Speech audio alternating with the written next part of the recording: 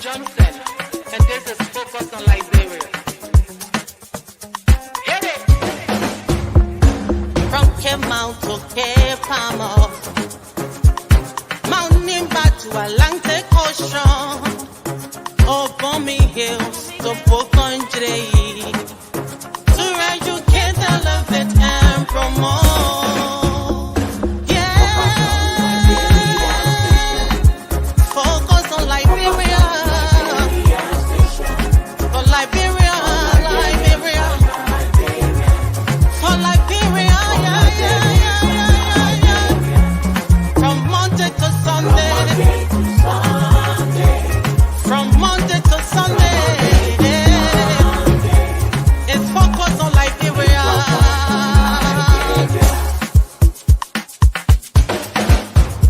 Talk about home affairs, hey, in diaspora,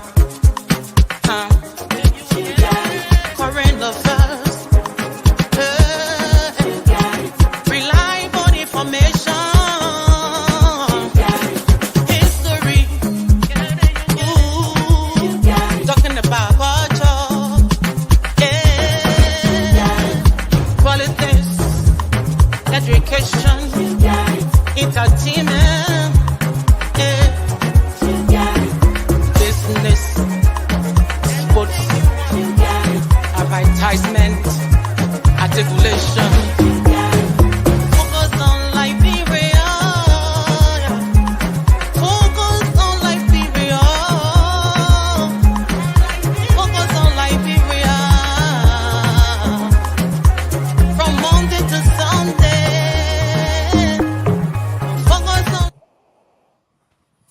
Hello, ladies and gentlemen. Welcome to a brand new edition of our anniversary month, September Speakers or Interview Series. Today is a special day. We have our CEO, Mr. Dennis Jar, will be sitting on the hot seat. We don't know who Mr. Dennis Jar is. We know him only as the owner of FOL. Well, who is this mysterious human being? How did he come up with these ideas? We are going to be delving into that today. We are going to be asking Mr. Jar. He said it's a no-holds bar, so we can ask any question. Did you know that Mr. Dennis Jar is an author, a poet, a griot? Do you know what a griot is? In Bassa or in our traditional folk, we call him the town crier. Someone who tells the folks that war is about to begin, the enemies are coming, or when doing death, we do the family tree, the lineages. Is the griot, the guy who does that. So today we are honored to have Mr. Jar agree to sit here. When I talked about it first, he was hesitant. Why? Why me? I'm always here every day.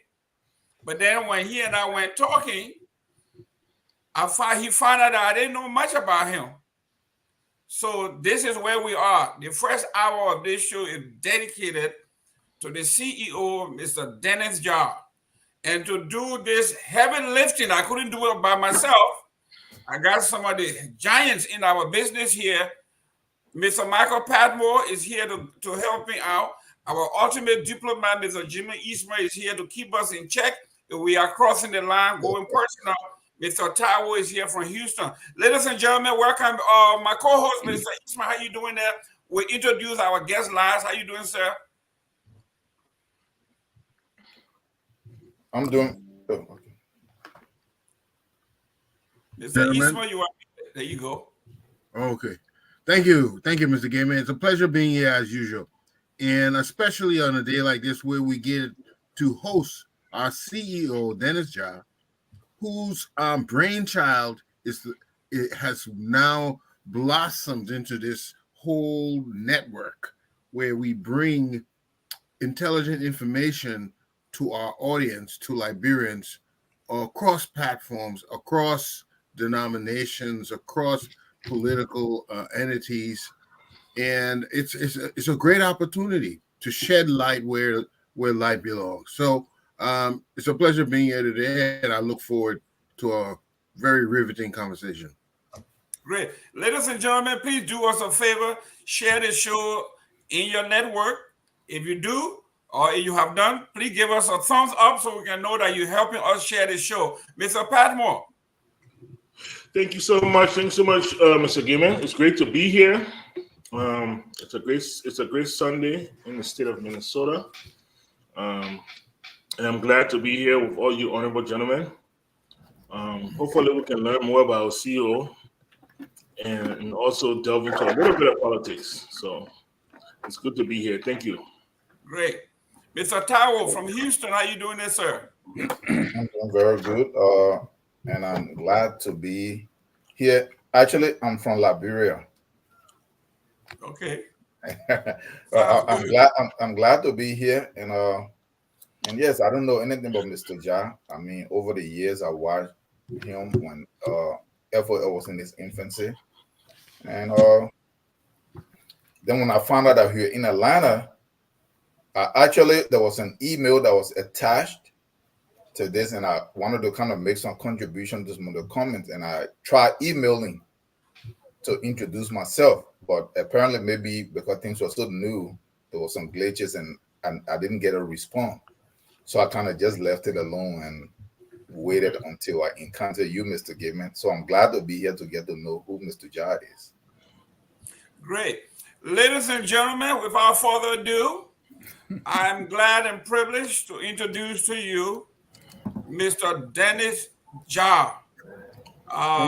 It looks like Mr. Ja comes from a huge family because every time I'm on social media, I see Ja, and they're all attacking me from everywhere, especially one lady in Liberia, but she just, when she hear me, So Mr. Ja, welcome to our show. This is your network. This is this is something that you thought about. From my own background check, I know you from Sino, even though I put you wrongly in Maryland County. You went to Monrovia College. You did very well there. You got some great connections in Liberia. Some of the guys in top position are also from Monrovia College. So we are glad to have you. Mr. Eastman, the diplomat is here. If I were to introduce somebody of their caliber, where would I begin? Where will you begin? Well, you can tell that Mr. Ja comes to us from a background of intelligentsia.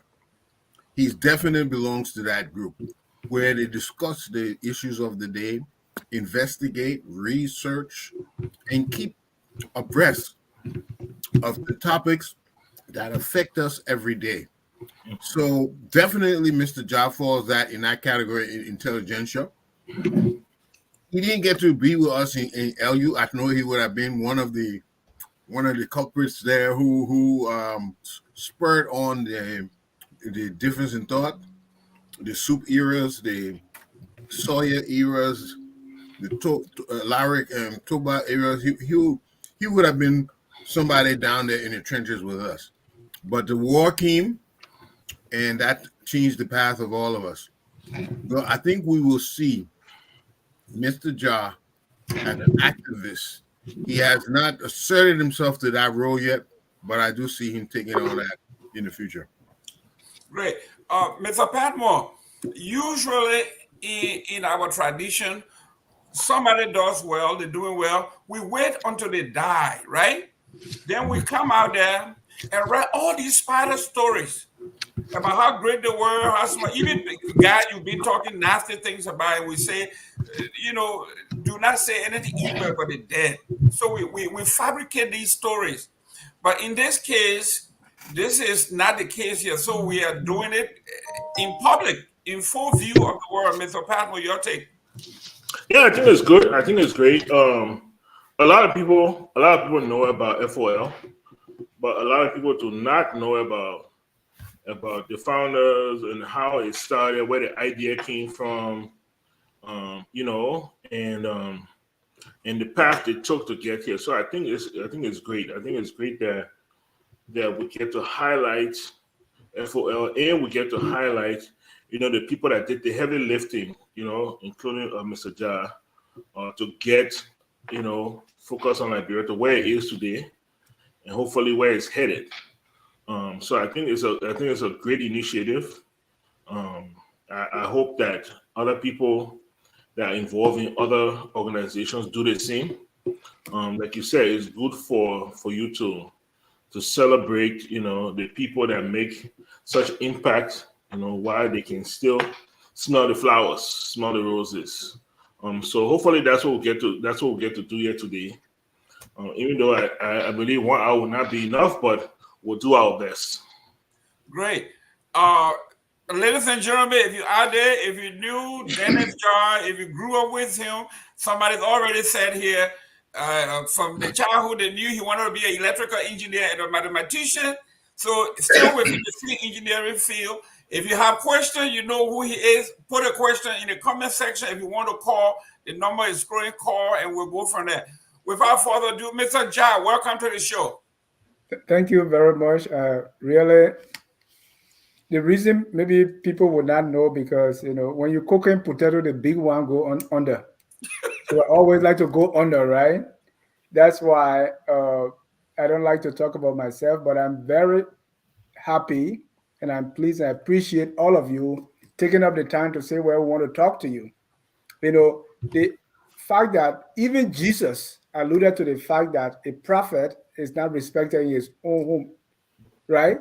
So, but you guys have kind of gone against that and you give me this enormous respect in my own home. So I don't take it lightly. I really, really appreciate it that you thought about talking to me. So I'm happy that I'm here, that I can share my thoughts. I can introduce or reintroduce myself to the audience and what really my dreams are, what get me going, and what really I hope to accomplish with focus on Liberia. One thing I always tell folks, if there is anything that you would not remember, please remember that I want focus on Liberia to live without me. That even if I'm dead and gone and focus on Liberia ceases to exist, I believe I have done nothing. And so kudos to all of you that support this and come around, voluntarily, your time and effort. All of you that make me look good. Sometimes I come on, I consult before I ask the question, and I look so good, and they call me well-rounded because of all of you. So really, really appreciate it, and I appreciate our audience. I appreciate those who've been here supporting us. They'll call us, they will tell us stuff. Oh, you're doing well. Even God, thank you. So thank you for thanking me. Thank you. And I want to, and now we lost one of our greatest supporters on FOL, Mr. Sam Wall, who said he was never going to come back on here anymore. We lost him. I made a mistake. Oh, Sam is back. Thank you, Sam. Thank you for coming back. Mr. John, you are an author. You are a poet. You are very, very versed in not tribal in general, but cultural parables and famous saying. We're going to delve into some of those later on. But you wrote a book about the Republic, and it's basically sacred-minded. We're going to delve into that. But tell us, where were you born? Yeah. And how did you get to speaking English and all of that? Because when you go to America, they ask you from Africa, you got a home over there, you got life. Thank you. Tell her, where were you born, sir? Thank you. And again, my name is Dennis. If you see in my middle song, you see Tane Chiwule. Some people come, oh, how you man, you Tane? So my parents, Wilson Jeble Ja and Anna Tane Ja. So Tane is my mother's name.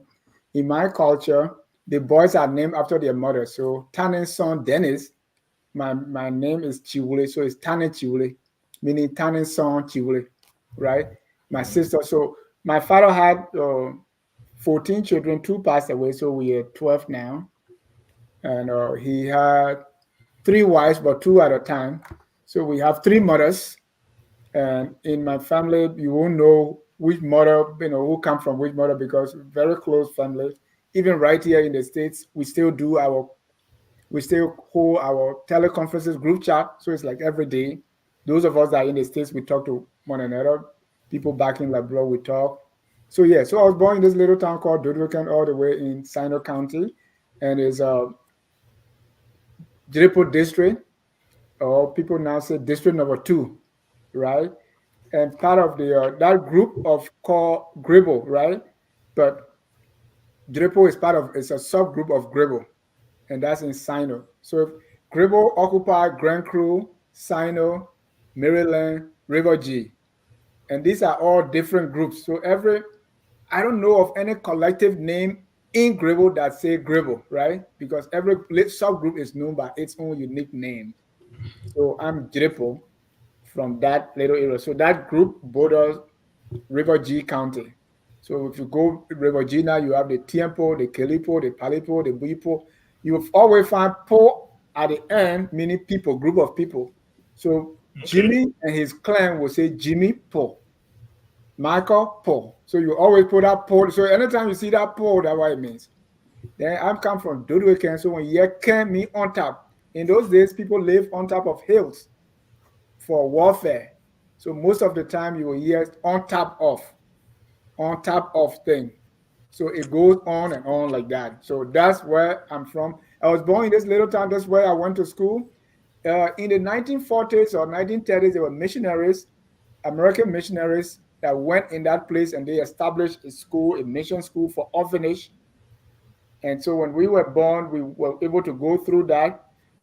Life was good. So in my town, the two things that dominate will be education and Christianity. In that church where my mom was an usher, that's where I got baptized. Stayed there until I graduated from 9th grade in my little village before going to Monrovia and attending Monrovia College. I was blessed to have sisters who were old enough to be my mom, right? So after you leave your parents in the interior, you go and live with your sisters. And they sent me to one of the best schools, Monrovia College. In those days, around $360 per year, or maybe per year, was a lot of money. I graduated from Monrovia College in 1988. And while in Monrovia College, I was the second vice president.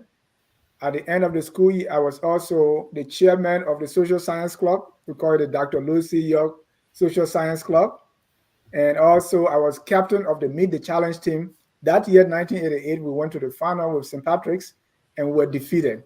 It's okay. In that team, I had Sebastian Moa, who was the former deputy finance minister. We were all in 12th grade. Amara Connor, who became another finance minister, was in the 10th grade by then.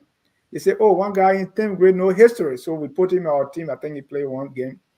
And 1989, I went to the University of Liberia, majoring, as somebody said, electrical engineering. And I heard that, that was my major. The war came, 1990 war, we left. I was driven away. We went to Guinea. There I was in the little town of Bosu at the border of Yekepa. In that place, an opportunity came when people knew that we were in university. They say, hey, so we started teaching. So I taught. When things subsided, I went back to Monrovia to continue university. I registered, got readmitted. This time I thought that things not looking too good. So I can't do engineering anymore. The college is destroyed. So I decided to major economics and minor math. It was in 92, there was Octopus, Deadly War, when Charles Taylor, in his being an evil genius, launched his war. They said they were launching at all fronts, 16 fronts to make it look like Octopus. That's why it was called Octopus. Again, I was driven away. I went Guinea again. And when I say went, it's like the process of going through the rebel checkpoint, these were horrible. We were conscripted, sometimes fear being conscripted. We went through most of the horrific things you ever go through. Well, in Guinea again, then 96, they said we thought the war was over. Went back to Monrovia 95. So we can enroll, I got to enroll at university again because it was this school. I want to go to school. And then there was another war called Roosevelt Johnson War, 1996. That one, I think I had enough. Went back to Guinea. Went to say, well, we're not going to be at the border again so that we can not be tempted to go back to Monrovia. So went to Ivory Coast, from there Nigeria, and then Ghana. It is from Ghana now in 2000 that I came to the United States, and the story there is long, but I'm cutting it short. So that synopsis, one of the things that really changed my life is the opportunity to teach refugees in Guinea. In that, being a university student, I was teaching math. I started with elementary, and I was so good. The students said, "Well, this man need to," one day they wanted us to tutor the kids because the children because people were coming to a different group. The ROC school system was taking over the schools, so they wanted to take tests. So they drew the test and they said, "Well, you guys go and tutor the kids for the test." So I started tutoring from 7th grade to 12th grade. When they saw me teaching math, they said, "But where have you been?" And that's how I was recruited to teach math up to 12th grade. And I mean, I have students now. One of my students was when we took over, he was the agriculture minister, Dr. Mugana Flomo. I taught him in the 10th grade, 1994. I was his class sponsor. So you see, some of my students have, been doing well in Liberia. So that's a brief, about me concerning school. Right here, I've been in America. I'm married to my lovely refugee sweetheart, Eugenia, and we have 3 kids. 2 of those kids are in college now. In fact, Boris, my youngest, he's having a soccer game now. I drop him at the field to play his game. Right after the show, I'm going to go there and watch him, cheer him up, and then come back. So I'm here in the United States. My first degree, people, and let me say this because a lot of people think I did political science or something, but I went to school. My first degree is in computer networking. I started doing that, so I couldn't get a job, so I have to switch and learn little software. So I started doing SQL and all those things on my own, and then I got that's how I got my first QA job. I went back to school in grad school, University of Massachusetts, and I did healthcare management and policy with concentration in health informatics. So I've been working in that health informatics field for since 2010. And what that is just the bridge between the IT people and the healthcare people. And so that's what I speak both languages. I'm able to connect them. So most of what I do is to manage integration projects. And that's what I've been doing. Right now I'm in transition. I really want to change my career. And again, let me tell you what my dream job is: to go back home in Sino County and be the superintendent of Sino County at the same time teaching math at Sino High School. Thank you. Okay. Ladies and gentlemen, great show here. You will learn a lot. Please share the show. We are learning. I'm hoping that Prince Johnson and Joseph Boakai are listening.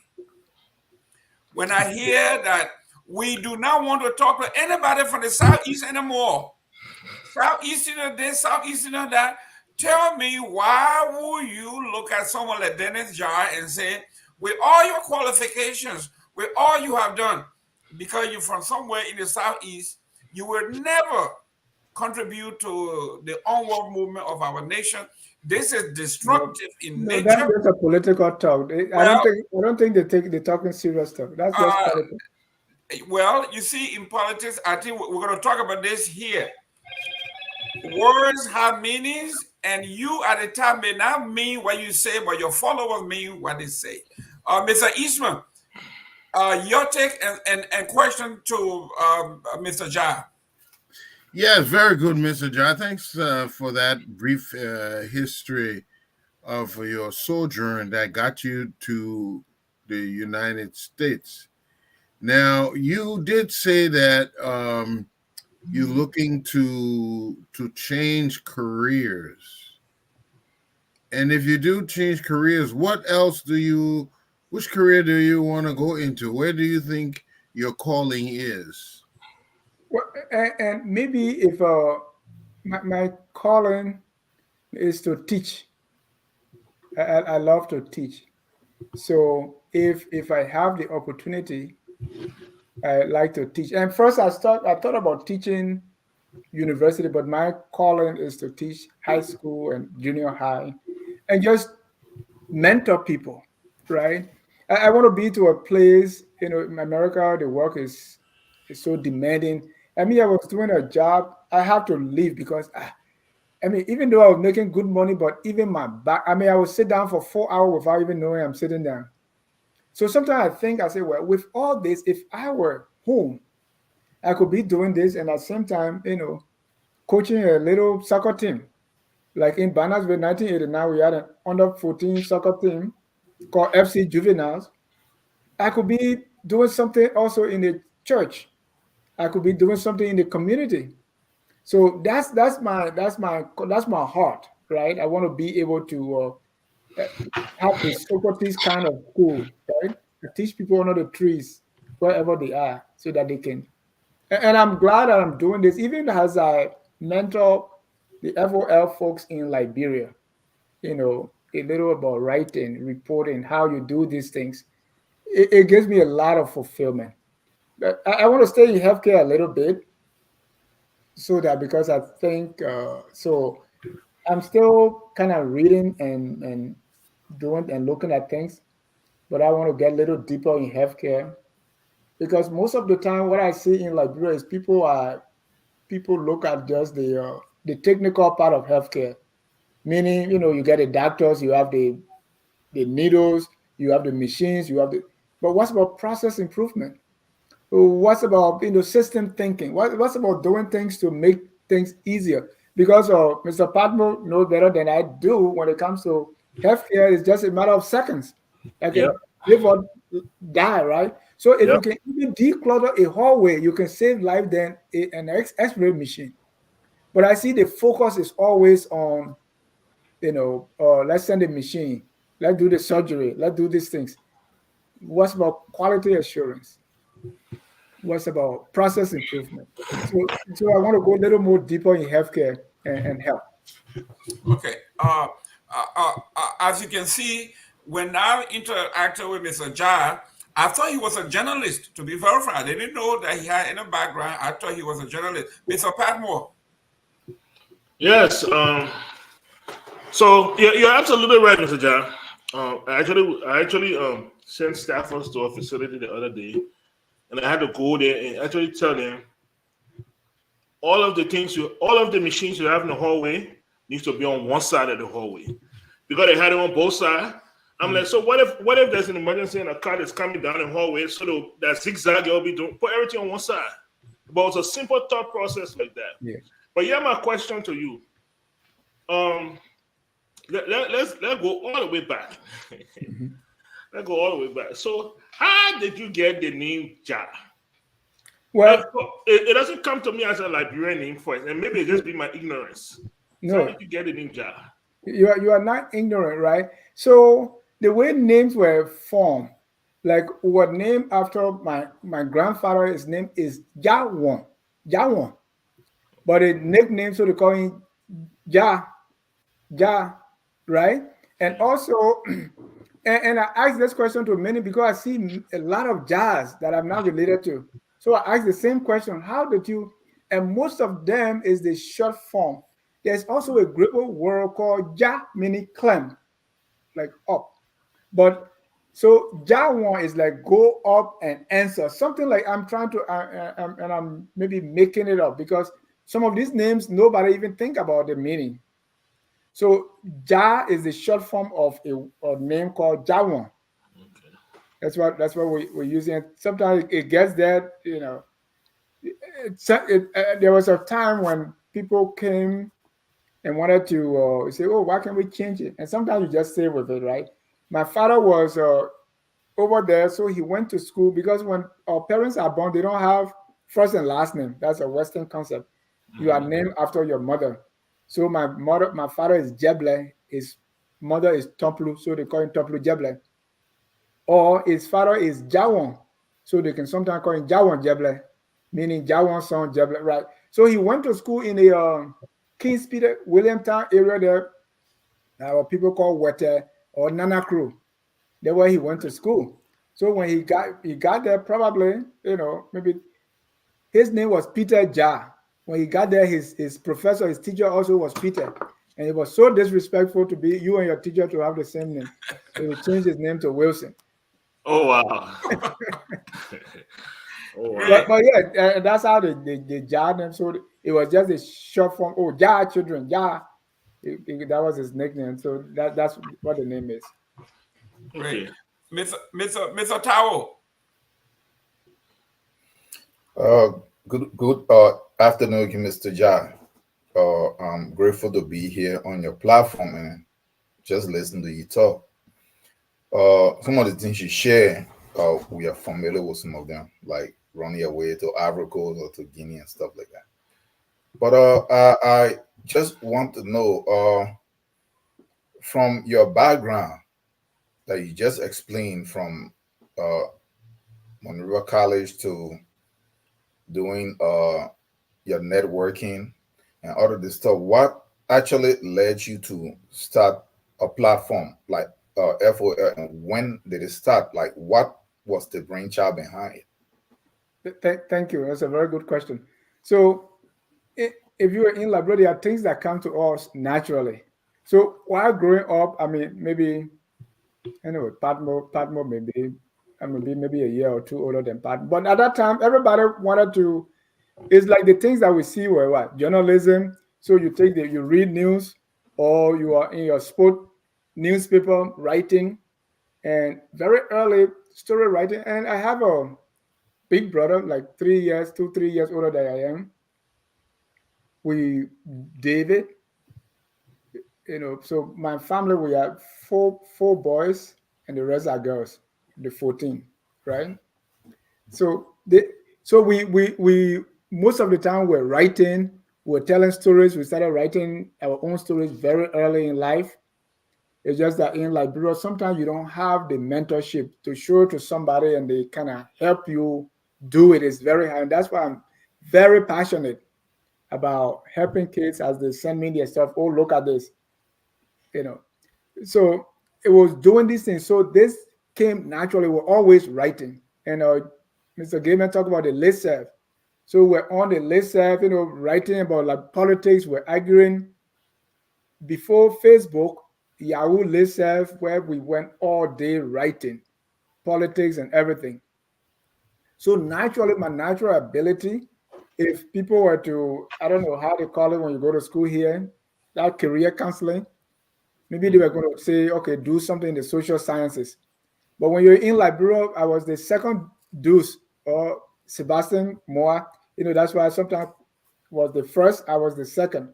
So when you come from high school and you are a good student, everybody say, go do science, go do this, right? So it's like people tell you, or you feel that because you are smart in this area or you're doing good in math, go do this. But my natural ability in the social sciences, like, come to me naturally. And so I will do this. And from reading and listening to radio, like for instance, I told somebody, I said, during the war, I listened to every VOA, Radio Deutsche Welle, Radio France International, and BBC news on Liberia every day. So it's like you read newspapers, you read books, and sometimes that's why sometimes when I was asking questions and the person told me, you went to journalism school, I said, but I see that every day. So we were doing these things, and then Facebook came up, people were doing live show, but every time there was something about Liberia, what we focused on was the war. Oh, Liberia was founded by ex-slaves or former slaves, and then few things about Liberia. Free slaves, they will say, Ebola, the Civil War, first female president, or George Weah, right? When he was a footballer. So I felt that Liberia is more than this. So I want a platform that will present a holistic view about Liberia, not just it's just all politics.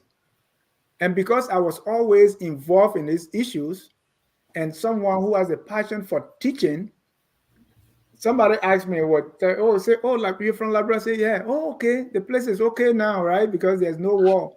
So I said, oh, so America okay because there's no war? Don't you talk about healthcare? Don't you talk about inflation? Don't you talk about all these things? So Liberia is a country. So how do we present Liberia that manner? That was always on my mind. So I had an opportunity right here in the Metro Atlanta area. We're working with the community where I was secretary, and later on I became chief of staff to the president. So doing that, we used to have a program called Lama. Lama is our organization name, Librarians in Metro Atlanta. So I think about Lama Hour. So I was hosting that. So after while doing that, because social media was new, and I said, well, after we left, Power were no longer doing that, and I felt that I can still do something like this. I can still present something on the show. So I have some colleagues that I sold the idea to, and they believe me and agree. And one person who I describe as my mentor is my big brother Dave. So there is nothing that I do. 90% of what I do, I run it by him. Or what do you think the name will be? What is this? So in August 2017, we started our first broadcast on Focus on Liberia. That time we're just doing every Sunday at 6 o'clock. So Focus on Liberia, if I would put it in words, was established so as to do something different, to present Liberia in a way that it's a country. We are not just about politics. We want to talk about love. We want to talk about sports. We want to talk about literature. We want to talk about many things else, religion and everything. So that was the drive, so that people would know us better than how everybody was taking it. It really used to upset me that every discussion was just on politics or war. And I wanted to be able to. So we started doing shows like, history of the ethnic groups. I call people, tell me about your ethnic group. And that's where it was. So since August 2017, we've been here, and it has grown to what it is today. Great. Mr. Jai, you talk about your name, something similar to mine. The story was that my great-great-great-grandfather met this beautiful girl and followed her. She wound up being a minor girl and followed her to Nimba. And the Nimba people could not speak Bassa. He couldn't speak Mana. So they began to call him Igeme. In Mana means either stranger or who is this guy. And it just got stuck. So when he married to the woman, brought her back to Liberia, way back then, in Grand Bassa County, the name got stuck. So when the missionaries came and the Methodists, they brought these folks and they started training them.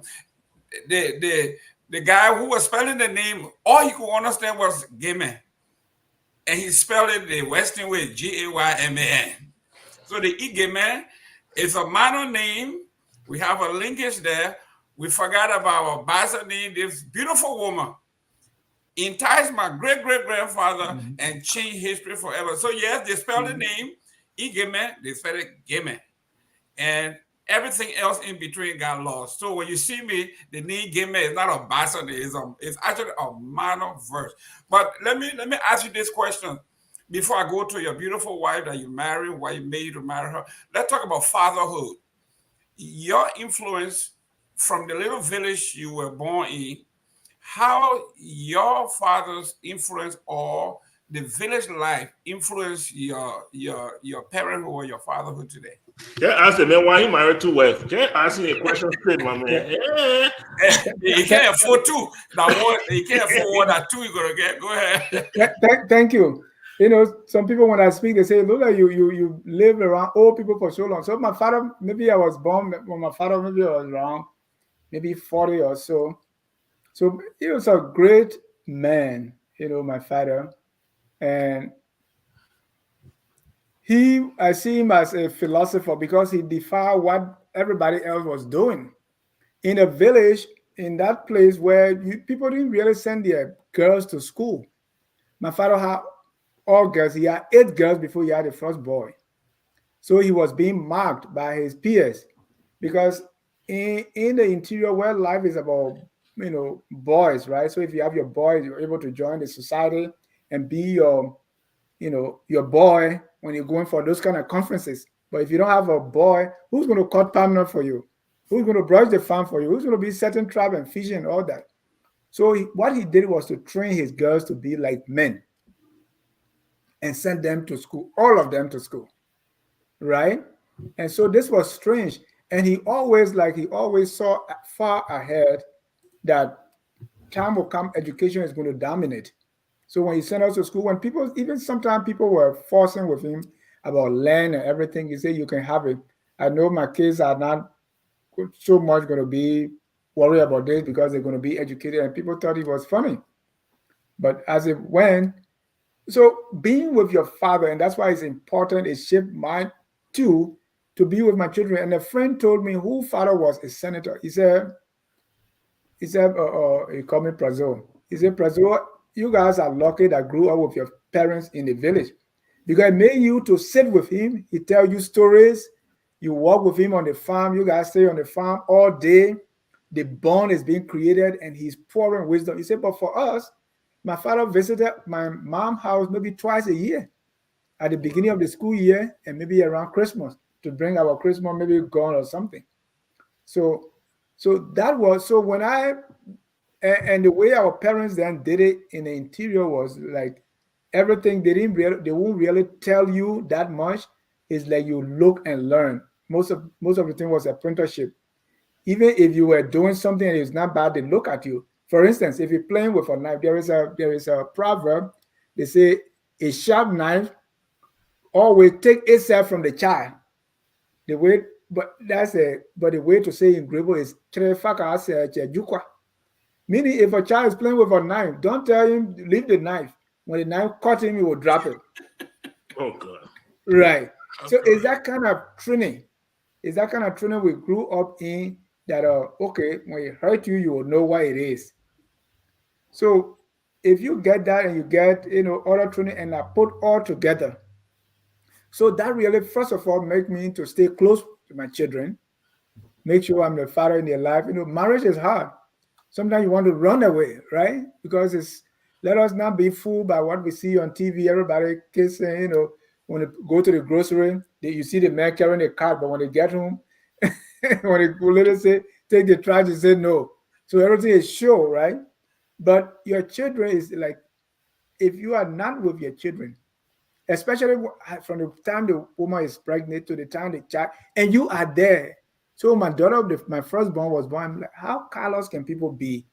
After 9 months with the woman, you watch in all this thing, how can you stay away from your children? So because of that, what I learned from my parents, imagine my father had 2 wives at the time I was born. His first wife passed away, and then my mom, who became the head wife now, went to her family. I think it was like a second cousin, brought a second cousin to be the wife of my father. So my stepmom and my mom are related, right? Because the way it is yes, this man needs a second wife, I'm getting old, brother, so that cordiality, because that's your relative. Other people from outside try to infiltrate and do the normal mate thing, but it didn't work with us. So I saw that how people were so together. My uncles by the time I was born on my father's side, all my uncles were gone. Okay, right now, I have just one aunt. That's my mom's big sister. That's the only person I have alive from both sides of the family, right? But I watched how the people were very close, love, and then this is what we are now passing on to our children. I told you, as brothers and sisters in the States, we hold teleconferences almost every day. Just call each other, messenger, and just joke and laugh, and sometimes do that, right? So that is strong among us, and I can boast of that. And we are trying our hardest to pass that to our children. And let me also mention that my mom passed away 1988 when I just passed to the 12th grade, and that really changed my life. Even though I was not living, but I'm her last born, right? So everything, she was so much careful because she took sick as soon after, maybe when I was around 5 years old. I was pure mom baby. I was breastfed until I started school. I used to leave the classroom as I was told, go back home to go. So, yeah, so that's who I was. So when my mom, so I was in Monrovia when she came and died. I mean, it really took a toll on me. Till this day, for me to attend a funeral and don't think about that is very hard. Then in 1990, around 93, 94, our father was with us, went back home thinking that the war was okay. And there where he was killed by rebels of LPC, George Bulley. Sometimes when you say George Bulley won't sue you, but that was it. So really,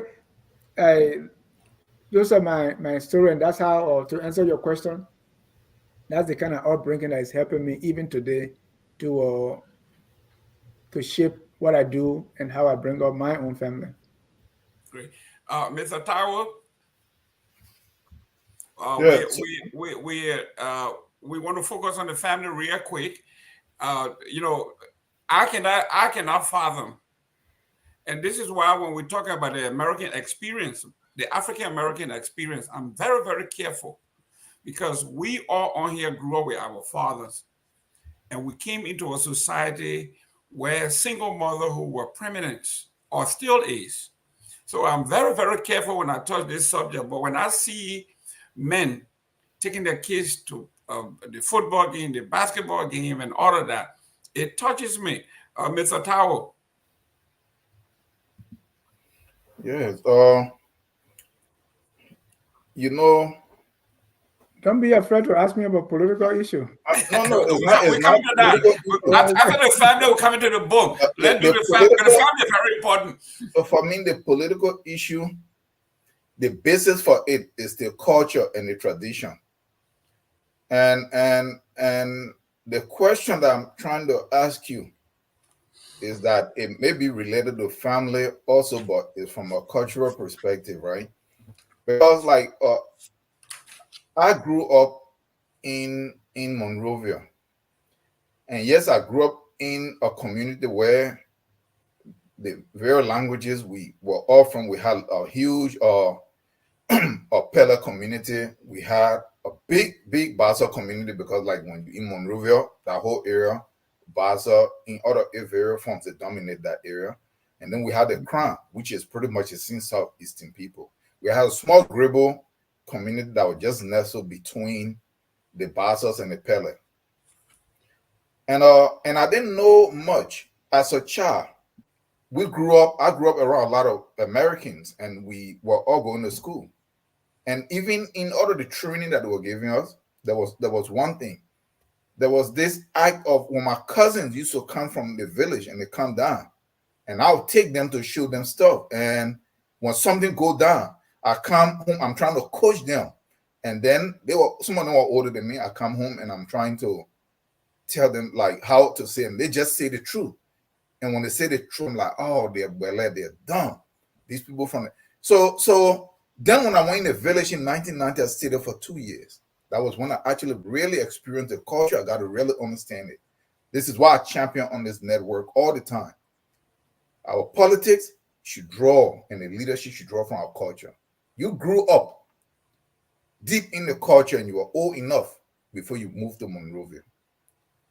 How are you able to reconcile? Because I struggle with this. Once I got to understand it, because me understanding the culture redefined me. Mm-hmm. It gave me a lot of confidence. It allowed me to search, to try to see who are we. And then I've been on that journey, and I found out that there are a lot of materials.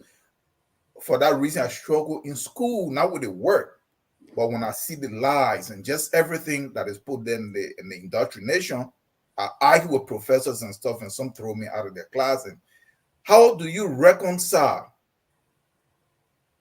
with your deep cultural background, relegating your culture to pretty much almost the back, when you have to engage the Western educational system that pretty much diminish and denigrate you? Right. And that's a very good question, because I see it the other way, right? Because my culture prepared me and made it easy for me. And I'll give you an example. When I went to high school and we're doing French, right? In French, instead of saying rare car, they say car rare, right? And that's how it is in my language. So it was easy for me to understand it. People couldn't understand it. Because I think it's only English that does that. All other languages is the opposite, right? If you say young man, we say the man before the young. So the adjective comes second. So it prepares me. When I went to when I did in school, what really it happened to me is I was already always, you know how when you are learning the unknown, you look at the known. So I was always thinking about culture, what I saw in the village and how I could relate it. If I could relate it well, I was good. I couldn't forget that.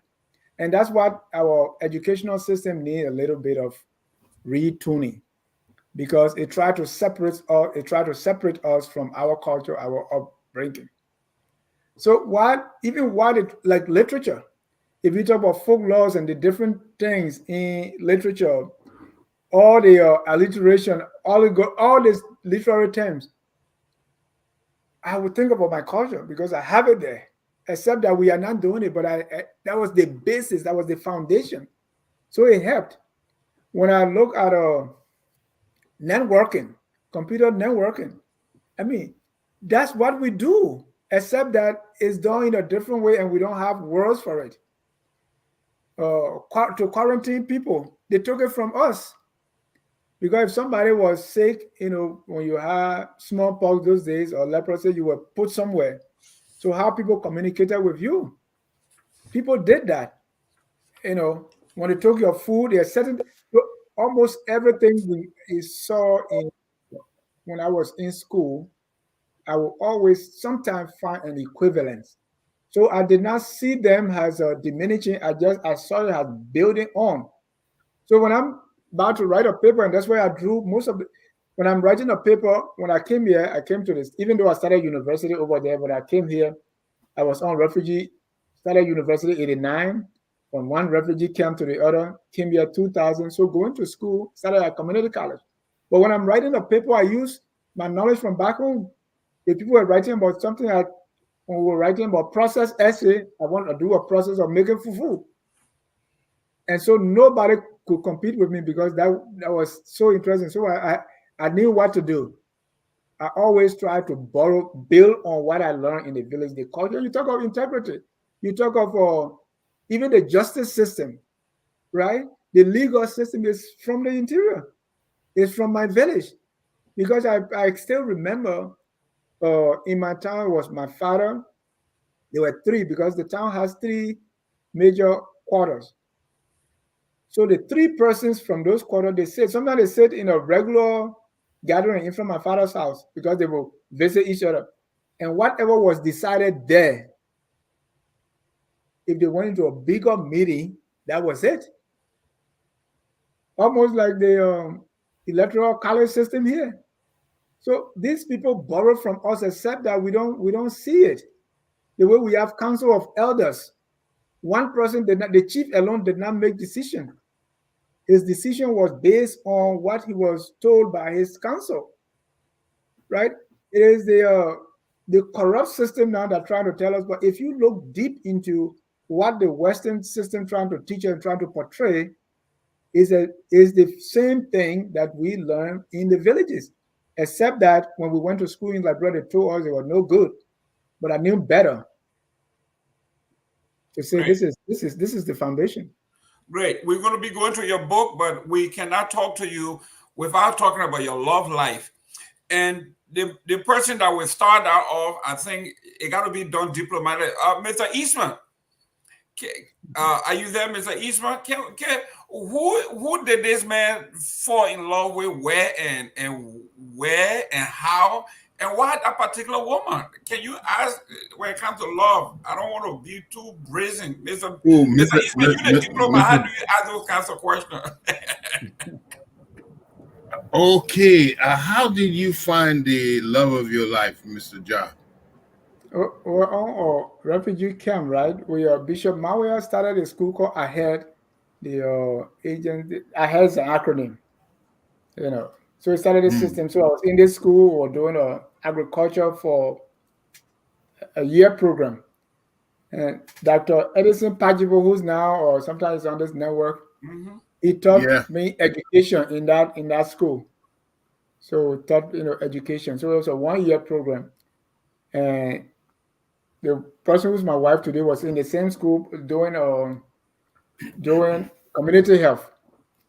So we had so in the school, like the math, everybody did math. So in that math class, all the groups came together, the different departments for one class. And so because at that time I was already teaching high school math, so math like that was basically because people with different background, so it was basic high school math that we're doing in a post-secondary school because everybody doing it.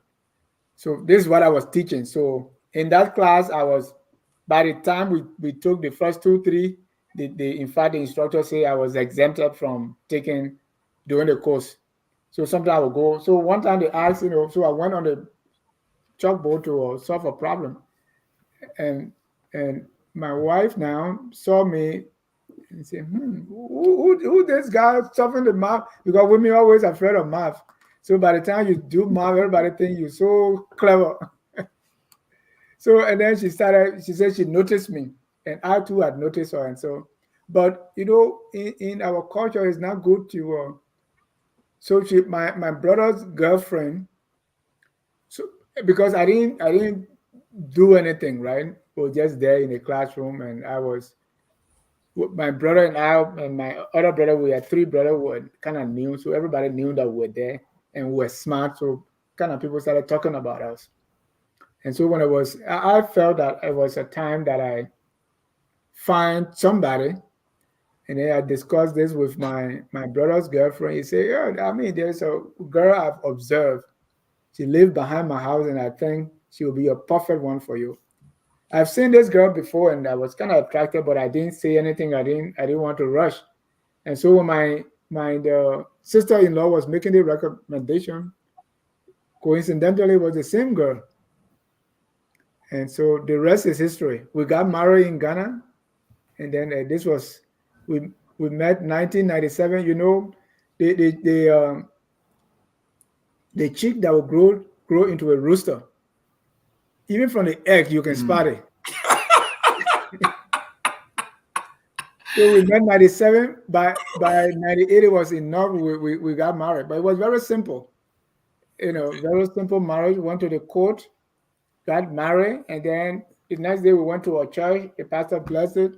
This was 98, and how long it's been now? 25 years, and we're still here. Well, ladies and gentlemen, Wow. So 1 minute. Let me read. Yeah. Mr. Eastman, let me reintroduce Mr. Dennis John. Ladies and gentlemen, if you're just tuning in, please share the show. I know today is a big day in sports. This is the first day of the opening NFL.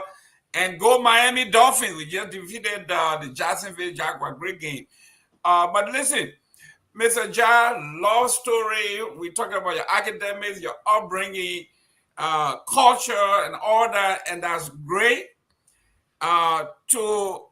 To point out one woman among all those women in the refugee camp, like I said, that rooster, we may have identified that rooster before we're even born. So you did a great job. Mr. Eastman, you were saying something. Yeah, I was I was there. In fact, I left Pajibo there. No Pajibo. I left him there. I left it there in 95. And I'm curious because I know the culture on that camp, for you to be so serious, to have gone to the court and to marry this woman, it shows your respect for her. Because most of the people, they were just, what they call play my paper. Well, I don't know what they call it, but they were just living together. But you didn't take that route. You wanted to make it official. I guess that your cultural upbringing instilled that. I live with my sisters. My sisters read me, right? So when I was living with them, they said the day you're pregnant, somebody you're going back in the interior to your parents. Oh, but yeah. So it's not it's serious stuff.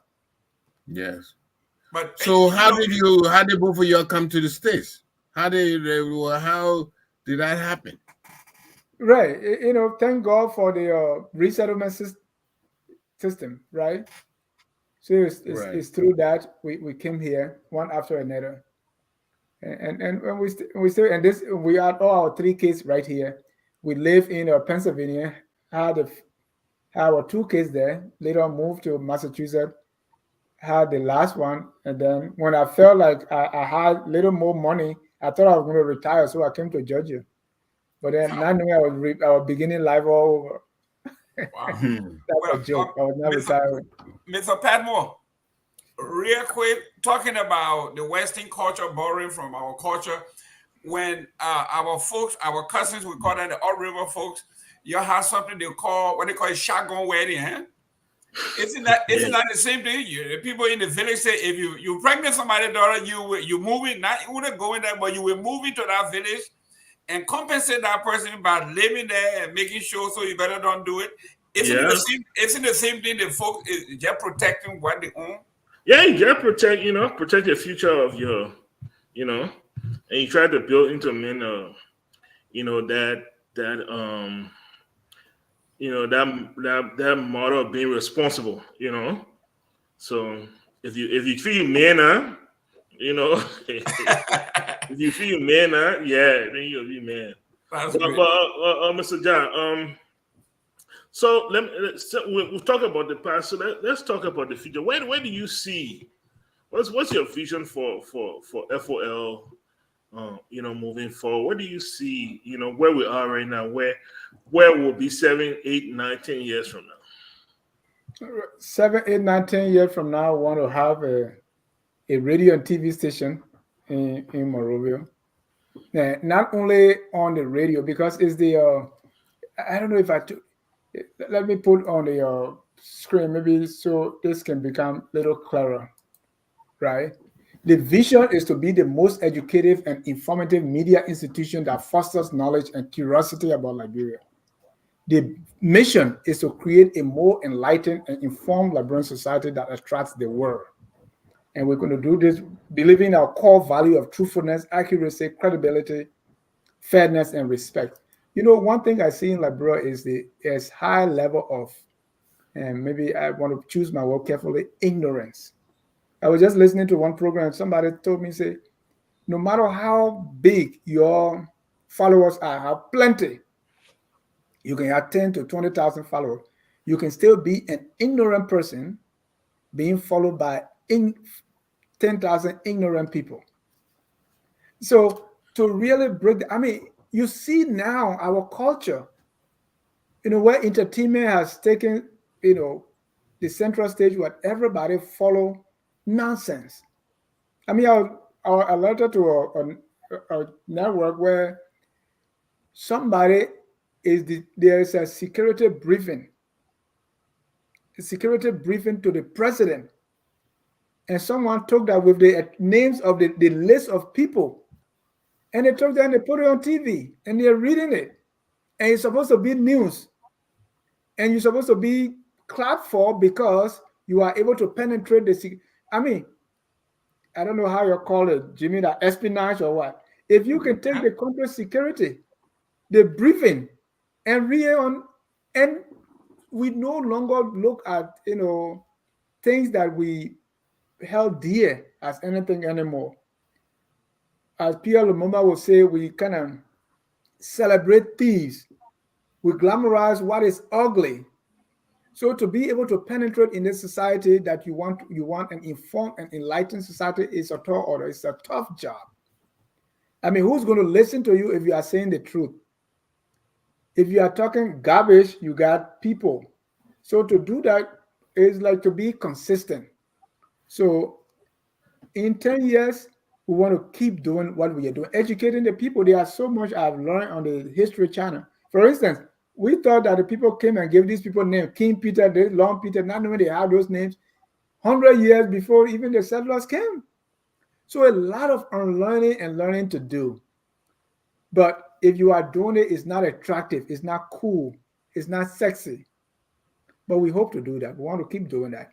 And we'll do that through not just the radio, but we want to be holding, lecturing series, symposium, we want to also be able to train other journalists to be able to do things that at the end of the day, people will know Liberia better. The ignorance is going to go away a little bit.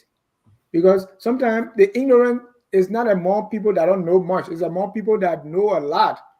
Because they're ignorant, so they hold on to, because they are ashamed to say, well, what I believe for the last 10 years is not true. Let me get away from that. So they hold on to that.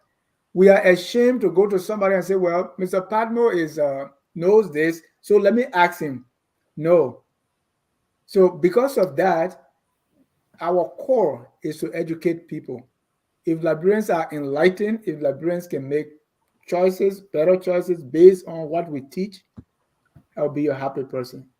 Great. So yeah, so that's where I want to go. Mr. Jai, when your father duty calls and your son is ready, let us know. You can go.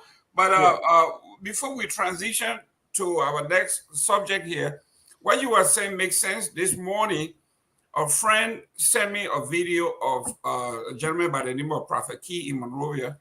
And this man was in Monrovia and saying with lots of people.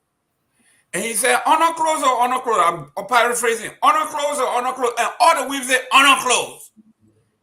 And I'm sitting there and I said, are you kidding me? This man is saying honor clothes, women honor clothes, and you're then in unison, all the women, I mean, beautifully dressed. Some of them look intellectual, some of them look business, but they are women. I mean, in chorus, singing abusive language to themselves. If you were talking about ignorance, I don't know what degree that I can ascribe to these women. When the man said, don't mind me, I'll cuss them, but my Mercedes Benz, my BMW I bought, they pay for it for me. My most money I raised from the women. So when you're talking about ignorance, it has become, Tolba used to say it was a disease. It has become an epidemic now in our society that if you are not cussing and you're not doing these things, then you are not, maybe back when you didn't go to school or you didn't do anything, we say you are a square. That I'm trying to kind of date myself here. I'm way back now. There you were square. Mr. Jai, before we transition, can you touch on the absurdity of what's happening here to our women in particular? Yeah, I mean, people say it's the war, right? You know, when the war was coming to Monrovia, the diplomat said, if the war enters Monrovia, it will take 100 years to rebuild. And we were thinking mainly of infrastructure, that things were going to be destroyed, but not knowing it was the fabric of society. You know, the war has produced, you know, a kind of generation, like people in power, is a lot of them, people that, you know, they didn't really go to school, but they managed to get a degree. They are afraid of other people with solid education, and they want to keep on to that power, so they will do whatever it takes. And these people, they even if it costs to get some young people and make sure they continue to be ignorant so that they can sing their praises, they will do that. And so in the process, we have a lot of young. I mean, I saw there was this other politician, he's not in power now, and he's celebrating his birthday, and I see thousands of people. I mean, it's good to celebrate your birthday, but Jimmy and Gaiman and Joseph, I mean, the one we call normal days, like when will you see that? And the politician is celebrating birthday and the streets are filled with people to celebrate that, because that's the time they will have something to eat. And you use that to indoctrinate, to brainwash, and just talk complete garbage. And people swallow it. So maybe it's the war. I want to blame it on the war.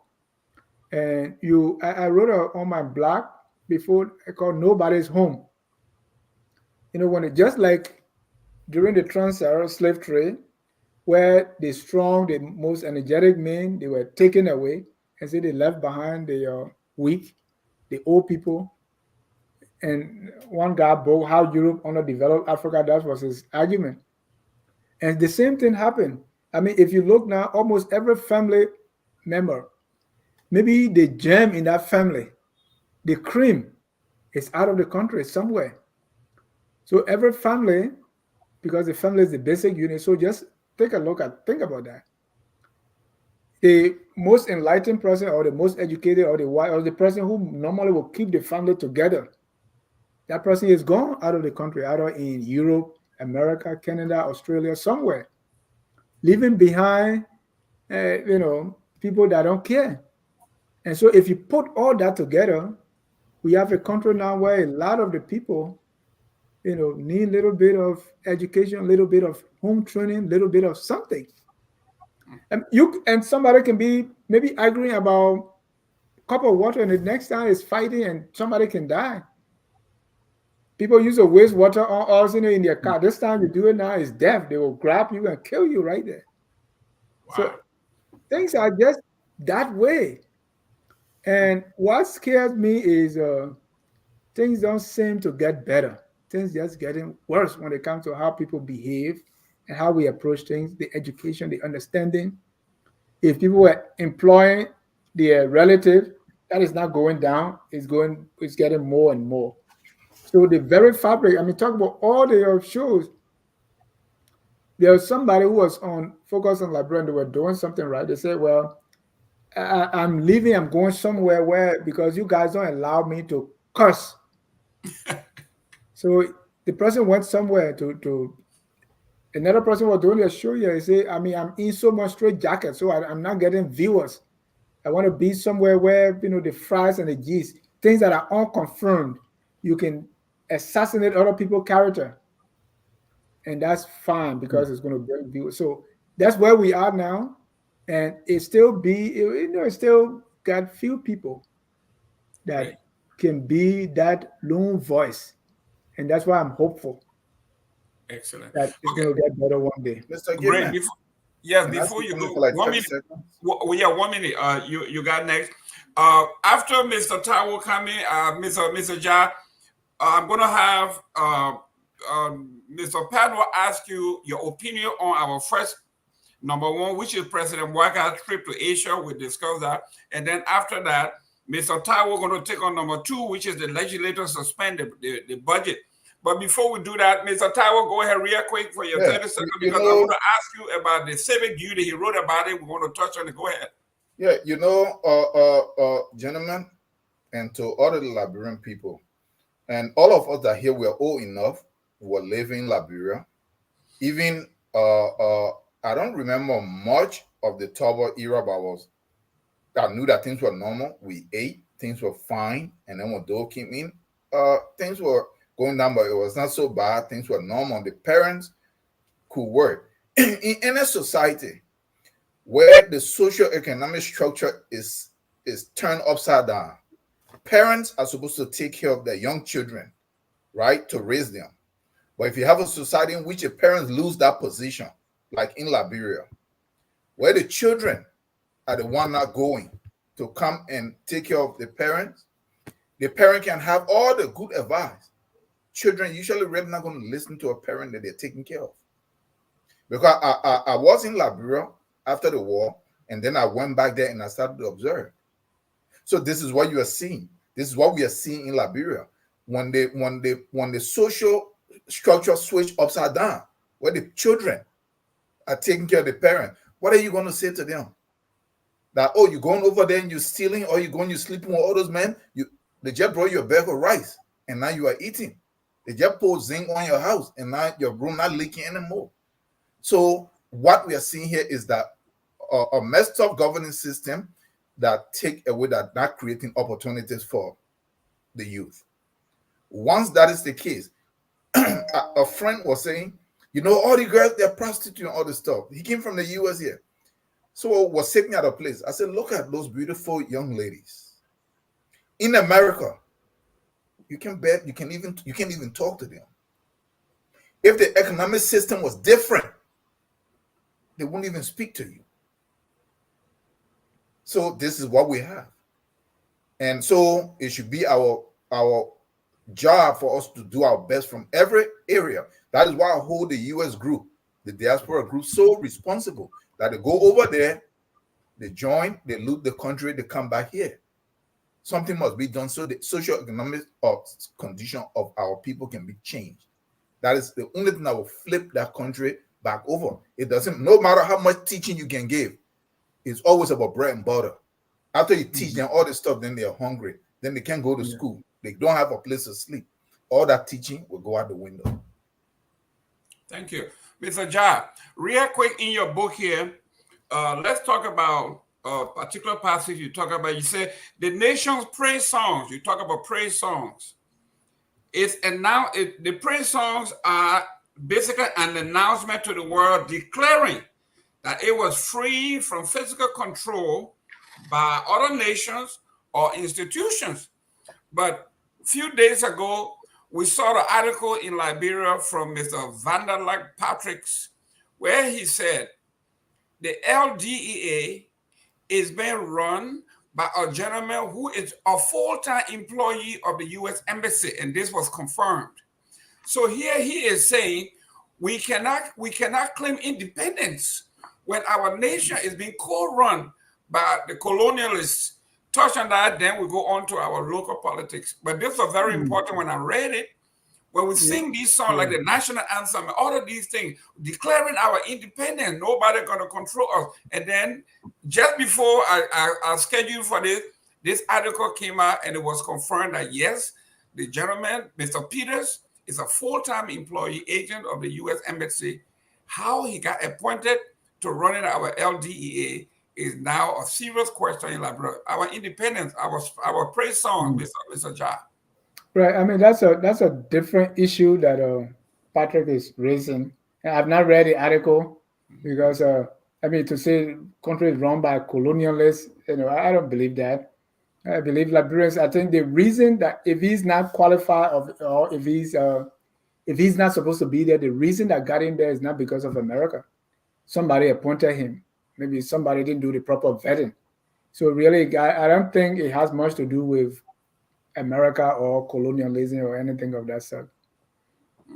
Mr. Padmore, it has been confirmed that Mr. Peter Works is a full-time employee of the U.S. State Department at the embassy and now a full-time employee of the Liberian government running LDEA. Well, I've not been able to confirm that, but we'll know, if that is the case. It's strange, but then again, what is strange in Liberia, because, is the understanding that America put him there? Is that? No. It's just making a connection. Then how can you be employed with the State Department and then you LDA, and so from there they're taking 2 + 2 and they're making 5 or 8. They inserting their own link that making that quantum leap. Definitely must be a double agent. I mean, it is what it is. People double dip all the time. If Mr. Eastman, let's look at the question number 1 here. I know the CEO had watching our time. Mm-hmm. Yeah, let's go to number 1 there, Mr. Eastman. Can you ask that question? Let's delve into it. Question number 1. Question number 1. All right, I will ask the question number 1. Joe, let me get there. It's in the chat, right? Yeah. Yes. It's about to scroll at the bottom too. Okay. While you're reading, let Mr. Padmore do that. You do number 2, Mr. Padmore. Take on number 1. What about you? So the first question is was concerning the president's travel to the southeast. President Boakai took 50-man, and the number they still counting. It might be more, or 50-man delegation to the southeast, mainly China. And now we are hearing all type of numbers coming up, some going into the billion. I remember during our past president, that was one of the things a lot of people are concerned about, his international travel and the number of people he would take with him and what he would bring back and the cost analysis for it and all those things. So it's interesting that we are still talking about this. So, Mr. Ja, you heard about the president's trip to the southeast. He went to Indonesia and then he left there and he went to China. And this is immediately after the July 26th oration, where our orator encouraged our president to seek new friends. And now we are hearing about $100 million here, $30 billion there. What's your take on that? Right. And Mr. Patmo, let's put it in our house situation. Hold on one second.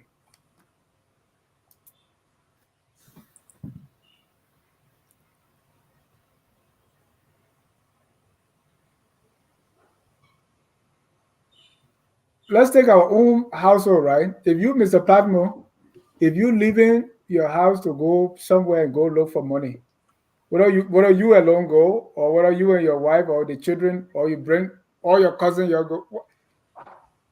I mean, there's an underlying problem there already, right? You are not able to feed yourself. You're going outside to borrow, right? So my thing with it is not, and it's not with just this government. Even the mentality that when the president goes out, that we expect to say, "What you bring," it means we're hungry at home. It means something is already wrong, Yep. right? What are you going for? Okay, what many leaders have not been able to do is when you get in power, you do what we will say the review of the system to see what the issues are and see how you can solve them. I mean, it may sound very simplistic because I've never been in government before, but if we can identify what is it that we want to do and how can we do it and communicate that to the people. But to go outside, let's say even if one person win and you go ask China for 80 billion, it's still a problem, right? What are you? And now we have a situation where after the war, people are, because before the war, people were making, representatives were making like $300, $400, you know, even up to the time of President Sawyer, it was still that way. Yep. Yeah. The problem started, or this thing started with President Salif. Yeah. But even at that, we're still going out. I mean, going out, going ask people, going do. I mean, what is there first that we're going to add on? You know, you can go beg somebody, you know, then you beg for your children, you beg for yourself, you beg for your auntie, you beg for your right. So for me, I'm not even looking at it like they're taking delegation, they're doing it, but what is driving these kind of things? What is it that we want to accomplish for our nation? What is it that we want to build? Now you go somewhere, they say we give you refinery, and they say beggar got no choice, right? So whatever they give you, you take it. You don't have your own agenda. If we can clearly define what is it that we want and how we get there, and then you rally the nation behind you, this is what we're going to do. Thank you. Maybe we can get Thank the you. money from Sanquin, where our friend Sam Wallow grandfather came from. Because there's enough money in the country and things that we can do. I was telling, you know, I told someone, I said, when I become superintendent of Sanquin, the first thing I would do, we will find a land, let's say 10 acres of land, so that each of you here, we make sure we have a bank where you send your money to get your own 3-bedroom house. That may seem basic, right? Mm-hmm. But let's say if we inside maybe a 3-bedroom, you can even use 10,000 to build that. I know a friend in Bonga, in Bon County, used 5,000 to build a house because she used some local materials. Yeah. So there are a lot of things we can, but it is that we are not really looking inside. And when I put on my pastor hat, when God met Moses, Moses was having a stick. So he asked Moses, "What is it in your hand?" Moses did not know that stick in his hand could turn to a snake and swallow other snakes. Mm-hmm. So we are not even looking in our own hand, we're just going. Because we are so, our appetite for other people's money is so sharp. But at the same time, the one we get, we're not managing it well. So why, even if you get 3 billion, because the one that we're hearing now being misappropriated is almost at that same level. So if you will bring 50 million and still people steal it, what's the point? So I think that's what we really need to look at, redefine our national priorities and how to approach them, and see who has the expertise to do what. There are certain things we can do or this person can do that we don't even ask them, and we're going away. So I think that's the problem. It's not just this president. This is how our economy has been now. Oh, what the UN say? What the IMF? I don't know. You guys can see IMF or World Bank people here. I don't see them. They're here in Washington, D.C. I mean, politicians. The real economists of those people are on Wall Street. And we still Oh, yeah. behind it. And you really think they will advise us to do what is right, that will jolt our economy and we'll be on par with them? No. They exist so that they can, because if we are self-sufficient, maybe they don't have jobs. So they just keep doing that. Structural adjustment. They will advise us, do structural adjustment, fire people, do this one. 17 experts, and we are still to the same place. So there got to be something else. I don't know what that is, but it got to be something else. Mr. Taiwo, you got any question for Mr. Jai on the trip issue? Any question, any concerns? Mr. Taiwo is frozen.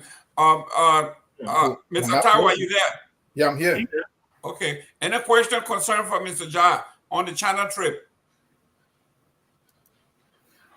No, really, I don't have enough question. He already spoke to that. But what I wanted to point out to what he just said is that, Mr. Jai, all your points are very good. Having a national agenda based on where you want for the country to go and rally the people behind. And me and you, we have not been in government. I think you've done some work, like studying. Like I spent a lot of time looking at it, like the way the nation states were created. That is the loop that the nation states were created. When they were created, they were bankrupt. It's like somebody put you in a house, in your house, and then your food out in your refrigerator, put a lock on there with all of this stuff, and they say they lay claim to it, and before you eat, you can't eat unless you get permission from them. So that's what we are. So going out is always going to happen unless the mentality change. Yeah, I want to speak to that. It's not a bad thing to go out, right? Uh-huh. But I mean, when you go, even America, they go out. But what is it that you're going out for? Are you going to negotiate fair trade deals, or are you just going to say, "Y'all give me, y'all give me"? You know, that's what the problem is. Yeah, that's what the problem. That's what the problem. Mr. Jai, real quick, when I think maybe Mr. Eastman or Patmore can charm me. After the first meeting in South Korea, the E-Mansion said that they were told to come back and develop a proposal, exactly what you talk about, the plan. Now they move over to China, and the Chinese news, the Chinese government put out a list of the amount they are giving to Africa, and they listed the countries that they are giving this money to. We are not one of those countries. All of a sudden, we see this thing. I don't know whether it was a news conference or what, but those people are that, if you went on the E-Mansion and saw the video, whether these people were not representing the Chinese government, they were not representing China. The gentleman said he represents some country called CMAC. And CMAC. My sound game is over now, so I gotta go. But whatever they represent, right? Let us. It's really not so important, right? But what is it that we want? What are we negotiating for? Are we talking to these people like equal? We got all countries. You have superpower. You have these people. They will always look out for their interest. But if you go like like you are kind of somebody described the picture when President Boakai and the Chinese president met. He said that showed like a position of submission. You're not even looking in the man's face, right? You want to be submissive to. If we would treat other people, we would treat people like that, they will always look at us like, because these people are looking out for their own interests. What is it that you are looking at? And nobody's going to give you anything free. It's never going to be. When they give you something, they want something back. What is it that we are discussing? What is it that they're getting back? And how fair that is. We saw where, the Firestone deal and all these things. We know where it took us. So at this time now, let's look within ourselves. We can go out. It's always good. But what is it that we are taking to the table? Great. Thank you. With that, we have a short video here we want to show real quick. Hopefully we don't get penalized. Can we show that video that says tattoo? Thank you very much. We want to say in English. We want to say in Basa. We want to say in anything else. but we want to say in your own vernacular, something that you understand. Say tattoo. Can we play that real quick? Before you play, I just want to say thank you because I'm leaving now. You know, or to say that, you know, in my village they say, no matter how, you know, something give it never fill your stomach. If you ask people, give me. That kweka, that give is never going to fill you up. Go make your own damn farm. That's correct. If you know potato will fill your stomach, go and grow potato. That's correct. Mr. Gentlemen, thank you so much for this time.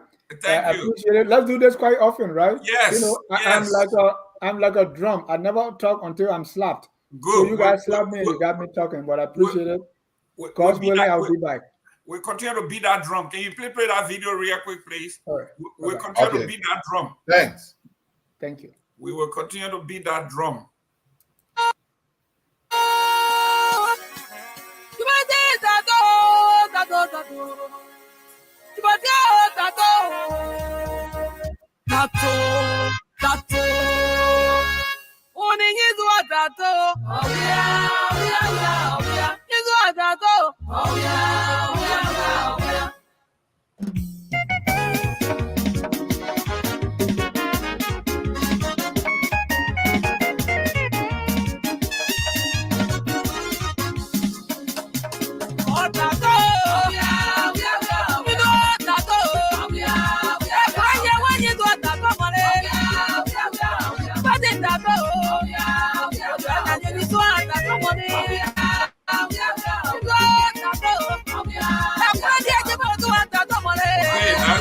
Guys, thank you very much for the song. It says, Tato, thank you, Lord, thank you. I want to thank the Lord for Mr. Dennis Jar. I want to thank Mr. Padmore. I want to thank Mr. Eastman, Mr. Tawo, because in our Liberian community, we are not known for supporting each other. Everybody wants to have their own talk show because we don't support each other.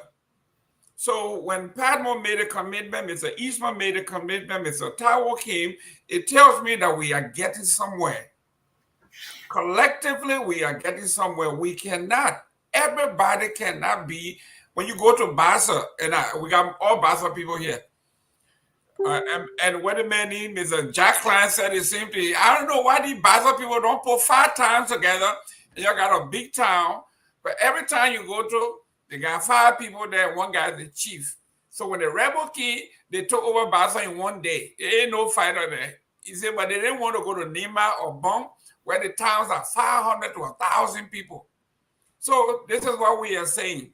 Yes, we need to support each other. We know Mr. Padmore can have his own show. We know Mr. Tawo can have his own show.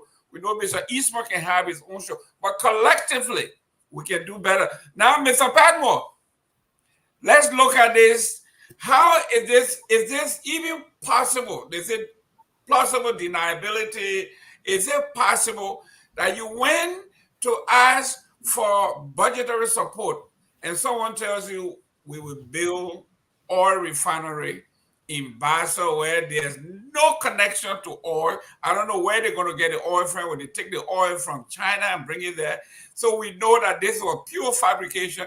It makes no sense. It's another big distraction to come up with these things. That the HPX thing, they said $5 billion contract. It was going to bring like 10,000 jobs, and we were celebrating February 28th, 2024. And I told you on this show, February 23rd, 2025, we will still be here talking about HPX. Nothing's going to happen. Now we got oil refinery, $100 million. By the way, $100 million cannot do anything when it comes to paving road. When it's $1.2 to $1.5 million a mile, that means the whole trip, the $100 million go to only about 50 to 60 miles. Mr. Padmore, your take. Thank you, Mr. Gamer. Look, several months ago, the government assigned $22 million, which is about 20% of what they're boasting about, just for the rainy season to keep roads pliable. If you got $22 million to spend on rainy season, why are you celebrating $100 million? I don't understand. Or is that because it comes from somewhere else? If you got $22 million to spend on rainy season, but you celebrating, oh, they get 100 million. What 100 million with that 5 rainy season? So now for 5 rainy season, we okay? You know, it's. Look, I will say this: one of the worst things that happened to Liberia is the donor community after the war. It changed the perspective of Liberian economics totally.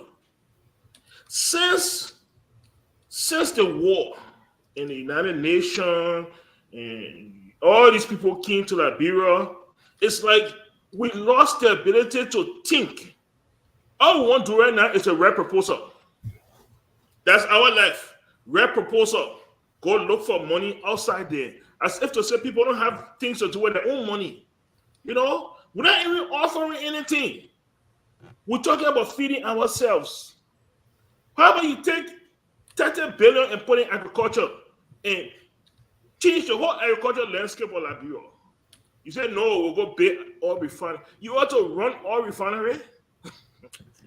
I swear, hey God. You know, it just boggles my mind. It boggles my mind that we like, and we're celebrating it. But then again, like you said, when you go big, you know, you're not gonna, when you can't pay me for food, you're not gonna, I'm gonna what's who I cook, or that they want you leg, or why you cook potato green and let potato. No, if you let potato green and cook a salad, like a salad you eat, you know, and that's what we are being given right now. You know, it's sad, it's deplorable, it's you know, the fact that we just sit at home and Papa going again, what think Papa will bring for us, you know, and we're sitting home. We're sitting home. We're not making farm. We're not looking at industry. We're not trying to find a way to put Liberians together to develop different sort of commerce. They're waiting for Papa to go big. You know, in Liberia right now, if you're not employed, which is 85% of the population, in the morning you wake up, you put your trousers on, you go to town, you go hustle. That word hustle means to go big. Hopefully, you borrow one of your friends that working in some kind of ministry or some kind of business that maybe you went to school with. He'll give you some kind of 1,000 liberty or something like that. You bring that one home. So we are taking this now and made it actually a governmental structural policy. You know, and it's sad, and we're not going nowhere with that. We're not going anywhere with that. I don't care how much money China give us. We haven't even started talking about whether it's a loan, whether it's a grant, how are we going to pay it back? We're sitting there running around talking about MOU and $30 billion. It's depressing. It's depressing. And that's what we need. New leadership. They're 47-year government, 80-year-old man. It's not going to work for Liberia. We need new, inspiring leadership, progressive, with innovative ideas and stuff like that to actually move our country forward. And we don't have that, and we're not going to have it in the next 6 years. Right. Mr. Eastman, Mr. Padmore touched on something there. The young congressman from South Africa, I think his name is Malema, he made it clear before the elections, he spoke to Africans. He said, Africa should desist from electing old folks, people who have no interest in the future. They are in the future. It's not like a young man who says, I got the next 20 years, my reputation, my children, all of that.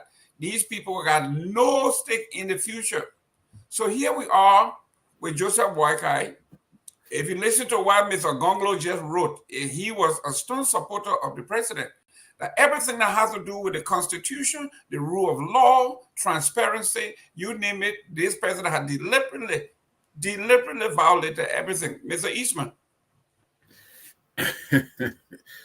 Where do you start? Liberia needs a change. We need to be productive in ourselves. We need to be more honest and filled with integrity.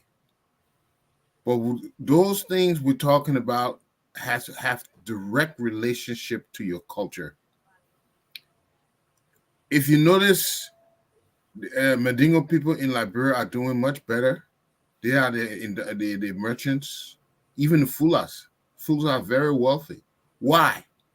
Because their culture tells them how to behave, to do business. What you hit it on the nail just now. What has been inbred in our culture is begging.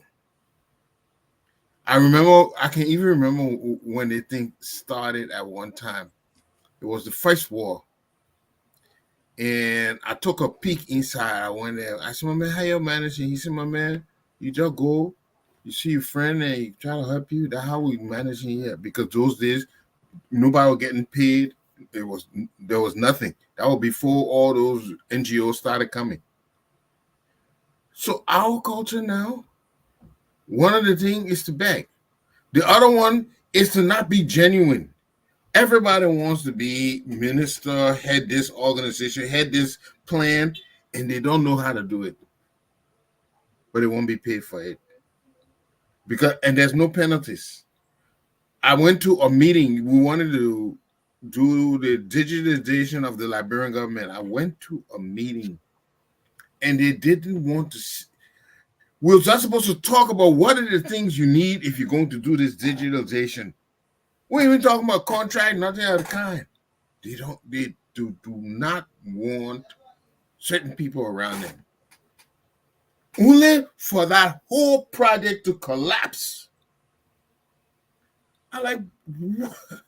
You don't even know how to start. You don't even want to listen to somebody will tell you this is the thing you need, this is the thing you need, this is what you need before you even get started. So there's something with our culture that we have to change. And I agree with Mr. Padman. We need a dynamic, a leader who wants to change that culture. I'd rather see Mr. Tao go there. Because Mr. Tao, he wants to change that culture out there. He doesn't believe in what's going on there. But to have somebody go there and they're repeating the things in 1945, that's what we're doing. You're doing the same thing we used to do way back. That's about. You think this is any kind of serious? You go into somewhere, you see you're negotiating. You don't have no projects. You have not done your homework. You have not solidified your industry that made it ready. You just go in there, big, please can't do this thing for us. It doesn't work. We have to have a change. We have to have a can-do attitude. We have to do for ourselves before people will do for us, and it requires a change of culture. The only thing I can see Boakai can do is to talk to people, to change their mindset of how they do things, how they outlook. Talk to the people. We have to be able to bootstrap. We have to be able to do some things on our own, Instead of us passing around seeing the dirt in Monrovia, can we clean some of that dirt on our own? Can we get some trucks, government supply trucks? And we think a lot of it, they were cleaning up for the inauguration. Why they can't continue that sort of thing? We do things for ourselves. And that's where I see the greatest thing. We have become a different people. Who was saying that when no NGO came, that was the worst thing? Well, yes, the NGOs allow people to get $20,000 a month because it wasn't our money, so to say. And if you know how all of these organizations work, they know what they're getting when they're paying you $20,000. They're from Germany or they're from wherever they are. They know what they're getting in return. These things have a lot of smoke and mirrors. I don't want to go into it on this kind of show yet. But these they work in a very particular way, okay? And some people getting more than I let 20,000. They're not just giving you that 20,000. They know what they're getting when they give you that 20,000. So we can address it. I was talking just the other day. Yeah, okay, the salaries will carry way up. Okay, why haven't you addressed it since then?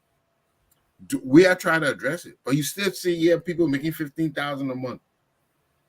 Okay, now, but at Boakai time, address it again, adjust it down. You know, maybe gradually, if we gradually do it, we'll fix it. I believe that this administration can be very strategic if they want to, but it will have to have strong back because the people know what I want to do to change. But they can do it if they have the political will. Great.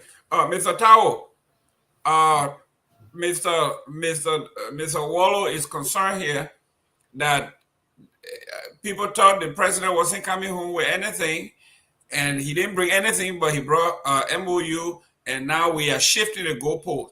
You think the MOU, we should celebrate an MOU. This is the level we have gotten to. Yeah. So look at what happened here. I look at this completely differently. I am concerned. You know, first I will address something really quick. That how you call it, LRA something, that group, that guy that's supposed to be linked with the US embassy, working there and then working somewhere else. Yeah, And when you LTE. mention it, everybody try to shift around it. And I notice this all the time. Nobody wants to really address. This is the problem that I have with the diaspora group.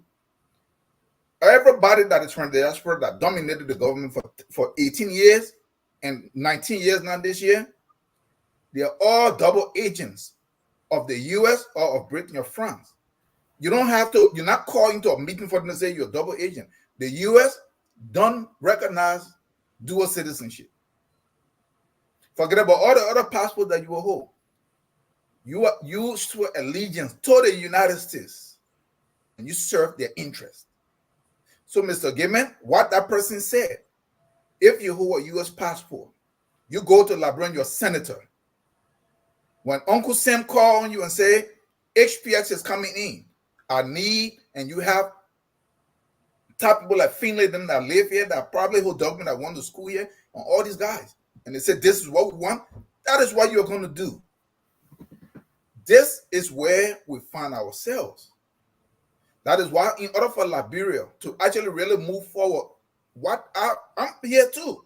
What we can do, if we have the technical skills, what we're supposed to develop local capacity, then we learn. Then they become the policy makers. Then we learn technical support. Like to say, Mr. Eastman from telecommunication, he can bring the ideas. Look, this is what, and you can do that. But the group from here, we are tied. I just want to clarify because everybody want to kind of move around it. And the person who wrote that, they're right.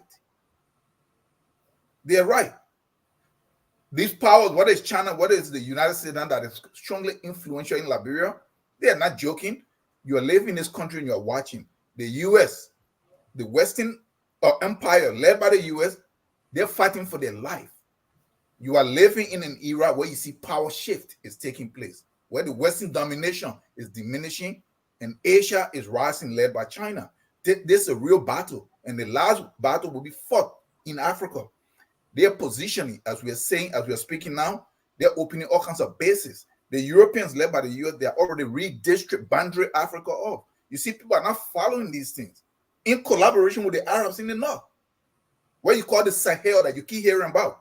That is where the new border of Africa is supposed to be. So that when the destabilization of Africa really take hold, the Arab, Gaddafi was there, he was doing it. They were paying $5 billion for him to make sure that as Africa gets destabilized, they don't run through there and they will arrest them, they'll be killing them. You think all the boats are just sinking. Every time the boat sink and the boat is not seaworthy, no, they're being sunk. Nyerere gave this speech. That was his last speech in the parliament of South Africa. He said, Africa south of the Sahara, we are on our own. South is from the Sahel down. He said, Mexico sit near a superpower. North Africa sit near Europe. No matter how difficult it is, going to try and do their best to make sure that the place is stable to a good extent, because if there is any destabilization, there will be an upward mobility. But Africa south of the Sahara, we sit by the Atlantic Ocean, the Indian Ocean, and all these oceans, and we can't run into the ocean. We can only get internally displaced. He gave this speech. These were visionaries. These were people who were never even allowed to implement stuff. So we are looking at it. Now for me to come to this, have you heard the term that was coined here in Washington, D.C. and in the conceptual West called humanitarian imperialism? it is around humanitarian imperialism that all the civil wars sprung out in Africa, south of the Sahara. You bring in the civil because coup happened right in Monrovia or in Accra. You even in Satan, you don't even know yet here feel gone. The social economic structure stay intact. So the civil war was meant to uproot, destroy, weaken the entire social economic structure. Then guess what? Then now, hey, they are suffering. The NGOs come as agents, whether they come from China, whether they come from the US, they come as agents of these people to implement the policy. What the missionary movement did during the colonization, they came, they brought you a God. The God didn't look like you. The God is a man that had a son with no wife, something that is very strange to you. Once you accepted that and they pacify you, what happened? The military came. Then what? The industries came. And before you knew, you were in chains. But that missionary thing, the God thing, they are preached so much is old. So now they're coming in with the NGO. The NGO just replaced the missionary movement. Okay. Now, because I wanted to give that, because we have to put these things in context. We have our own thought, but we have to look at what is going on. Now, let's come to the Boakai stuff. Why are we making this a big issue? Is it because Boakai went to China and then he said that he received money from there? Or is it that because it's coming from China? Because we have to understand here, our interest, the West interest is not our interest. Because they've made it to seem that anything about them is a global issue. They fought tribal war, they say World War. They started to franchise the war, they started naming 1 and 2. Then they keep threatening 3. Boakai will receive money all the time from IMF. Almost every 2 or 6 months. 30 million, 20 million. Why don't we complain about it? But you see, we have been told that when it comes from them, it's okay. So my problem is not where the money is coming from. If we got some money or we got some investment, the critical thing here is when we're going there, what is our position? What are we bringing to say this is what we want and this is what we can do in return? That should be the critical area. I went ahead today and went on the IMF website. IMF, World Bank, African Development Bank is just another branch of the World Bank at IMF, by the way, and they place it in Africa. I went there. From the time Ellen came to power to 2020, Liberia owed them in the tune of $1 billion. That is the amount of money that they claim, I should use that word, that Liberia got from them that we owe. Show me the actual reality of what $1 billion did in Liberia. Nobody can point it out. In that same time frame, Liberia got a loan of 54 million from China in terms of funding other stuff, and some of them were gifts. And I can point out many things, actual, tangible things. So the point I'm making here is you can see the airport, you can see the Buchanan Road, you can see the road from Red Light to Ganta, you can see the university center, the ministerial center. I'm not saying this stuff to be a China supporter. Anybody, I don't support nobody. But we have to be realistic. We have to be able to look at our own interest. Where can we benefit? The West have no desire to develop you.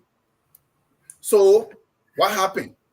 Do we go and say, you know what? We're only going to go to the West. And what the West gave you, human rights, democracy, all the stuff, they quantify that you can't really, is not tangible. All the major companies here in America that we live started to make profit when they engaged China. All the Europeans are climbing over each other, going Volvo, we're going out of business. BMW, not BMW, but BMW are going out of business until they engage China. They are not profitable.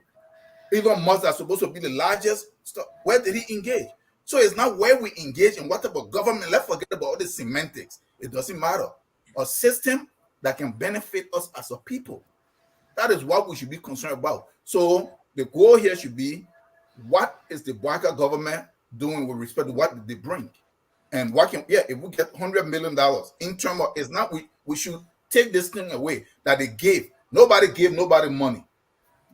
These are other loans and their commitments. Because I keep hearing World Bank give like, bro, 40 million for salary stuff and give them. Nobody giving anybody anything. So for me, this is how I look at it. So let us not make a major issue out of this because he went to China. Or yes, what comes from there, the details of that they're building oil refinery, I know that's not possible. Unless they're pumping out oil, that when they process all the stuff, then they process the pumping out oil over there. Mr. Padmore, this is funny. I think when I started on this show, I get a Bison parable where the father came and told the children and the family that this coming Christmas, I'm going to kill a goat for the family. And he left it. 2 days later, he came. There was a big fight in the family. So he called the family. What happened? He said, I want a good head. The other one said, I want a good leg. The other one said, I want a tail. So they said, what goat? So you remember you said you promised you were going to bring the goat in during Christmas time? We finished dividing the goat. That's what we are doing here. Mr. Waller is naming all these MOUs that will come in the future. He said one here, Joseph Boakai said $30 million they will create thousands of jobs in the future. They go here, you won't kill it here. The Christmas income, we kill it, go there, you're fighting over the tail, the head, the feet. Mr. Wallow, Mr. Padmore, can you educate us that MOU means absolutely nothing? Can you tell us what MOU is? You're muted. Basically, an MOU is only stating that we will discuss this. That's all. That's all it says. You know, like for example, your son comes downstairs, he said, oh, Dad, school about to open, I need whole new closet. And you're working, you stop for a second, you say, we'll discuss this. That's an MOU right there. So you mean I can't go and start jumping and say my father going to give me brand new clothes? You better not go to your old clothes and throw it away. You better hold on to your old clothes. Because all I say is, we'll discuss this. Whether you will buy clothes or not has not been decided. How much clothes we'll buy, if we buy clothes, has not been decided. How much money I will contribute and how much money I spend for you to contribute has not even been decided. Whether we'll even get back to this again has not even been decided. All I said to you is, we will discuss this. That's an MOU. Memorandum of Understanding. Okay? I want this. You have this. I want for you to give me this. That's the understanding. We write it down. Okay, we'll table this. Let's go to the next topic. That's all it is. And people are running around celebrating. You know, I think one of the saddest things about Liberia is that we've allowed politics to blind even the simplest thought process. You know? And so people are so eager to show progress from this government that they just grasp at anything, you know? And usually that happens when you don't have a plan. You don't have a purpose. You don't have a roadmap. That you can sit down and say, look, my people, this is the roadmap. This is what we want to do. And here is the roadmap. And the first year is not going to be easy. We're only going to be engaging people. We're only going to be talking people. We're only going to be trying to set up some sort of plan. It is going into the second tier year that we'll start to do something. But that's why Joseph Boakai can confidently get in and say, well, in the first 3 months, no car will get stuck in the mud. I mean, this is the process. Instead of laying out a plan and saying, look, we have roads. Our roads are bad, especially during the rainy season. They get even worse. They get impassable. This is our plan. This is how we are going to attack this problem. It's not going to take 1 year, 2 years, but we are hopeful between now and the 5th year or the 4th year, we can eradicate that problem or we can reduce that problem to this much. No, there's no plan. There's nothing to show for it. They say, okay, we'll take $22 million and we'll throw it at the problem. And hopefully it will work. And now we see in the pictures, and, nope, all of a sudden nobody wants to discuss the pictures that we are funny. With cars being stuck in the mud. Everybody just hoping it's September. Because dry season start in October. So other than they're holding the hand. One more month, then we'll start showing picture again. I mean, this is how low we have become, all based on politics. So this is why a sound man like Sam Wolo will come in here and start talking about $20 million for real estate MOU, for estates, hotels, amusement parks. $20 million, but you all that getting in. Look, when I was younger, estates didn't surprise Liberian people. The Liberian government, they built Stephen Tower Estate, they built New Jersey Estate, they built Bonavie Estate, they built Cabra Estate. I mean, these are the old folks. Yeah. When the Liberian budget was less than $500 million, we're building estates and we're giving it to our young people and say, you know what? If you come here, you pay the rent every month for 25 years, you own it. And young people getting out of Konola, getting out of KRTTI, getting out of BWI, all these technical young Liberians and coming to look for work. That's where they bought their first house with their young wife and a young child, and they raised a family.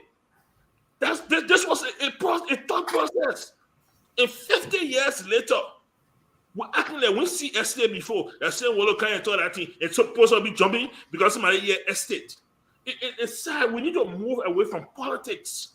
We need to move away from politics and start thinking right about our country and how to do this.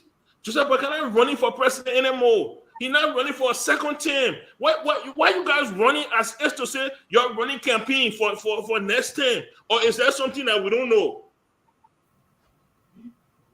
Listen, Mr. Padmore, I live in Florida where we know about parks and hotels. $20 million wouldn't even get you a foundation for anything, not even a house. Talk about parks. A few weeks ago, Mr. Eastman, we were here. The Unity Party people had a fake photo of Elon Musk and Joseph Boakai, and they ran with that Elon Musk is going to supply his satellite over the whole country, and we don't need this. We don't. Mr. Eastman, you've been in the technology. This won't be beyond propaganda. This is pure nonsense. Mr. Eastman.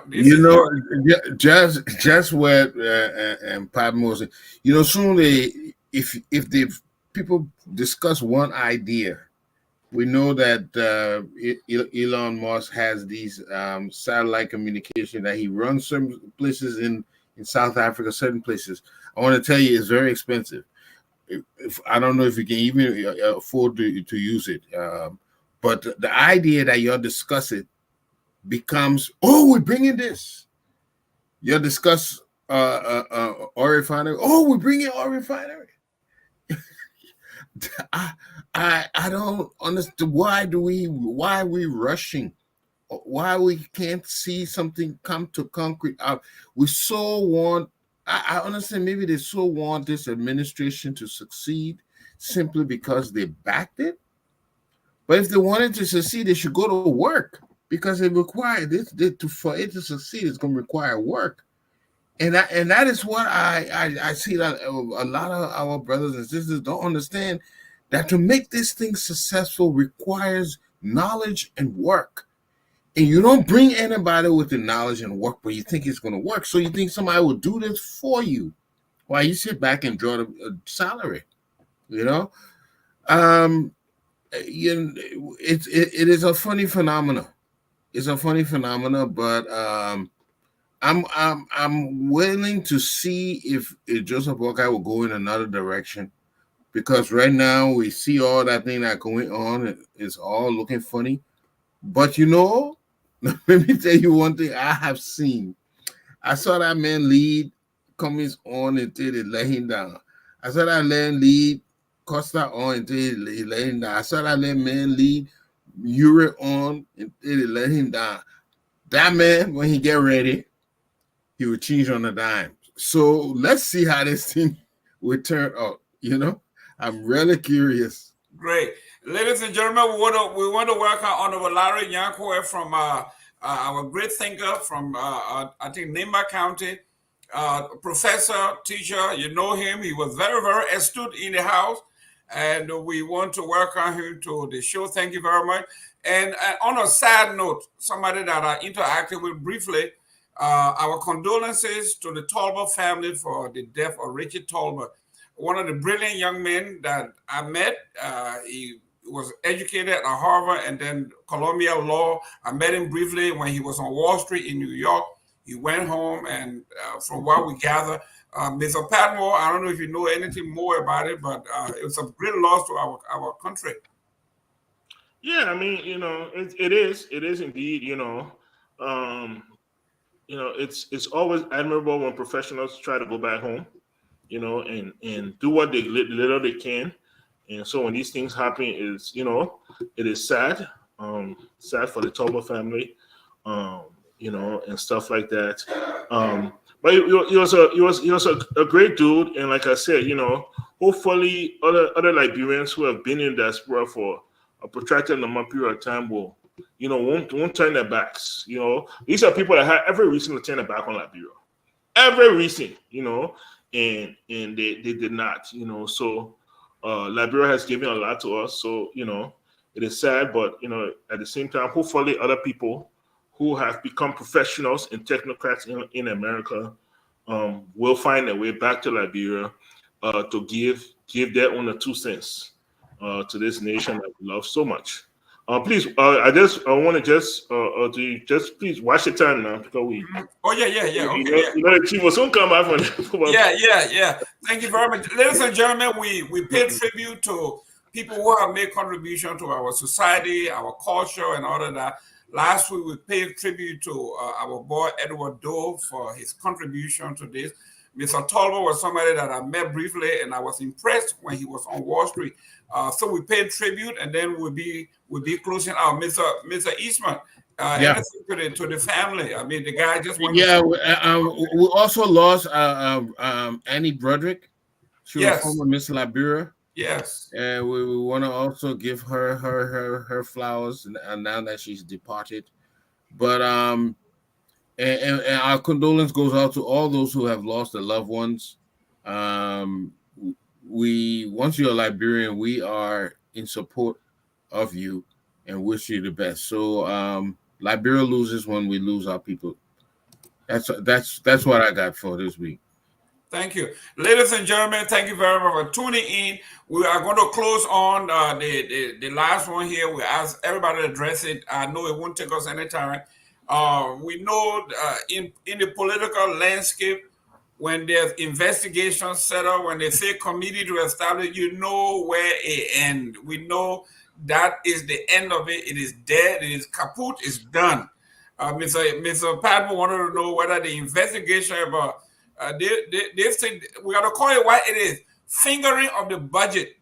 I remember Boakai took someone to court, Sue Cummings. Yep. Sue Cummings. Now we are finding out it wasn't when Cummings said, "I didn't do it." The person who did it is here. It was. I want to believe now those who fingered that document are the same one that fingered, and it's coming out to catch them. Mr. Padmo. Address the real quick and then you're closing. Yeah. Some things you don't have to talk there. If you just wait long enough, the real people will come outside. If you just wait long enough, the real people will come outside. No, this is not like another representative said. He said this is not the first time. He said this is not strange thing, a usual thing. I remember we used to hear about this during the days of Marisa Tuma. That the budget would come from across the road, and once they hit the mansion, before the president signed it, they would change certain things. It's such a massive document that a lot of times, if you're not paying attention, you will miss it. you will miss it. I'll give you an example. The last year of Donald Trump's presidency, he was very eager to pass a budget to cut taxes on his rich body, his billionaire bodies. And so because of that, the several senators were able to get together, legislators were able to get together and insert in that document a pathway to citizenship for Liberians who have been on TPS. They didn't even look at it. They were so eager to just sign it. And that's how today Liberians who have TPS are now are green card holders and they are on their way to citizenship. It's a massive document, but the thing about it's a crime. A crime has been committed. And now, because of other people yelling, the budget, they were going to recast the budget. Now they have put a hold to that and they have started an investigation. Here's the problem. Who are the investigators? They're seeing legislators. They are investigating themselves. Right. Why do you think they won't want to go? They're not going to go anywhere. Things go to committee room to die. That's it right there. So we'll hear about it. Maybe next week they'll come out and say, "Oh, we did an investigation and we can't find out who told the clerk." That clerk, yeah. Yeah, and this time, Mr. Clerk will forgive you this time, but the next time you try that, the way will come down on you, and it will be the end of it, and they will move forward, and then Yombi will live her gavel. Or you can come and say, hey, boom. Boom. Go and see no more. Go and see no more. Like I would have done the Roland Gettings. Yeah, Roland Gettings, bypass PPCC. They told us go and see no more, young child. These are crimes. And the Minister of Justice could not stand up and be like, Senate, whatever you want to do, that's your problem. I'm the Minister of Justice. A crime has been committed, and I will investigate it into its logical end. This is the country we find ourselves, But in closing, look, it's been a great afternoon. Cheers to Mr. Jah, for providing this platform. And one of the things I love about our focus is that it's dynamic, Before our show, I was listening to another show from Focus. Very, very interesting, And that's the thing about Focus. Depending on what day you tune in, you get different views, different information, different topics, different subject matter. And the thing that this guy, he's moving a lot of things behind the scene by himself, So with that, I want to urge people, okay? This is not a money-making industry. It's not a money-making entity. This thing is run solely on the good hearts of some people who contribute and all Mr. Jah's pocket, okay? And sometimes, we allow people to bring things only so far.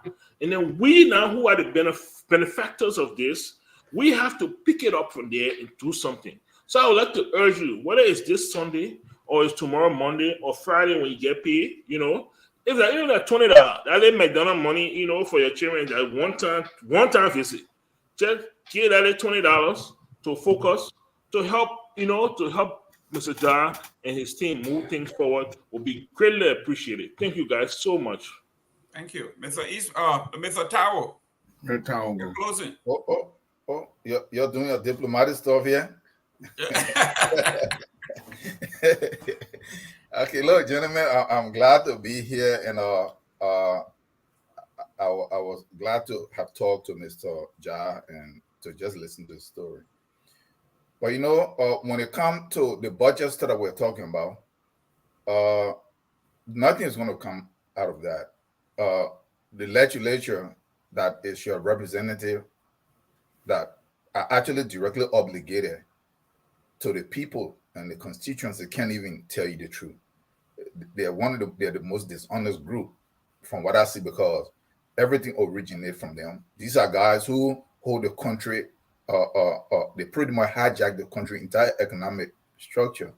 They're paying themselves all kinds of money. Every time I hear about them, that's a corrupt group. So nothing is going to come out of it. They're just playing some game. And then at the end of the day, it's in committee room. We're not going to hear anything else. We're going to hear about oil refinery and other stuff, and then that will do it. But look, in closing, I've always said it on here. No nation, because you see, when we talk about development, we are talking about both social and economic, right? That then everything else follow. No nation develop as a standalone achievement, and this is one of the fallacy that the IMF, the World Bank, have given us as African. They drew up Africa development agenda. They drew it up. You're not supposed to develop your resources. They need it. How can you develop without industries? If you develop without industrial base, that development is temporary. Your industrial base is what sustain the development in order for you to continue. I was looking at something on their website. Liberia owes so much money. So it's not for you to pay the money back. They decided that, okay, you know what we're going to do, we're going to include you into something called debt sustainability. Not to get rid of the debt, but how to sustain it. And this is what we're boasting about. We are saying something. And I look at the document, debt sustainability, how to sustain the debt. And they'll constantly get into it. So Liberia, it doesn't matter where we go, whether it's to China. I, as a Liberian, understanding the dynamics, if we're coming to the IMF and the World Bank, that is when I'm going to be alarmed. Almost every country. Now, if they really want to develop in terms of some infrastructure and some industries, they turn to the East. Because the Asian model is completely different. Their approach is different. Their approach is not just a regular slave master mentality. Forget about all of the propaganda that you're hearing from CNN and BBC. These same people run to China to sustain their economy. But when they come to the African, I was looking for the video for me to bring it here. In 2009, the European group with the American got together and went to the Chinese, told them that they should not deal with Africa directly because they own Africa. They were there first. The Chinese should deal with them, deal with Africa through them. And the Chinese refused. So these are the kind of stuff that we have in here. But whether we deal with the Chinese or whoever, gentlemen, this is the thing here. Whether it's the Boakai government, any other government, any other concession that we are signing, let us try to do partnership. Let us do some kind of joint venture. ArcelorMittal is there. They're taking all your iron ore. Why can't 20% of that be refined in Liberia and produce steel and other stuff, and they can take the other 80%? That's a joint venture. Firestone been there for over 100 years. Why can't 10% or 5% of that be developed into some product tires and other stuff that can be exported and they can take? Until we start going into this kind of thing, we're going to go look for debt because all your resources are in the hands of somebody, and the money, the payment on raw material is too cheap. You can't run a country with it. Then they tell you need to increase the industrial base so you can go ahead and tax the people. I was in Liberia. My sister was selling in red light. I have a cousin. They would just come around through the LRA that was set up by IMF and World Bank. That is how that LRA was set up, and people think it's a good thing. They come to a store that is selling some little candle. They just come and hand you. You have not shown anything. They not look at your book. They say you owe $150 in tax. You must pay within 90 days. So I'm looking at the document like how they came up with it. They say, oh, if you don't do it, they will come and shut the place down. So this is the kind of stuff we have. So let us try to, our fear should not be where the president go or where they don't go. Is when they go in there, what is the plan? What are they bringing and say, this is what we want? And then how can they implement it? But you see, all of these things are not possible. Like Mr. Eastman said, and many of us said here, MOU is nothing. They're just running and they're talking because they're not accomplishing anything. So since the Liberian people are confused, they throw the terms around to celebrate and it's supposed to mean something. It don't mean anything. No oil refinery coming to Liberia. You don't have oil. They're not going to pipe the oil from Senegal, from Nigeria. Nigeria needs its own oil if they could refine it there. They're not going to bring it from Ghana. So it's not true. Okay? For me to close, the government seriously need to stay at home. The money that they're looking for can be found right at home. It's already there. Cut the salaries and benefits and all the gas slip and all the buying vehicles for all the government officials. That's hundreds of millions of dollars. And you can invest it in the country. but they're not looking to invest in a country. They're looking to steal. They want to go and get more money so they can take more cut and more cut and more cut, and that's where we are. Thank you. Ladies and gentlemen, next Sunday, our special guest is going to be Anthony Kumakwa. Mr. Kumakwa is going to be here. The first half of the show, no holds bar, everything about Kumakwa we're going to discuss. Call in, send in your messages. We're going to be dealing with Mr. Kumakwa next Sunday. Mr. Eastman, send us home. All right. So, as we always say No, you got to close first. Now you got to close. Mr. Eastman, you got to close first. Yeah. Our country is all we got. And we will have to make a sacrifice. We will have to participate. But right now, we can only talk to the current administration and say, stop showboating. Do something concrete so we can all rally behind you. Because all we want is for Liberia to progress. Nobody's an enemy here. But do something so that we too can want to help and want to make a contribution. That's all we can say. I'll leave it right there. And thank you very much. As always, see you next Sunday. We're all Liberian. That's correct. We're all Liberian. We are Liberian. Liberia is our home.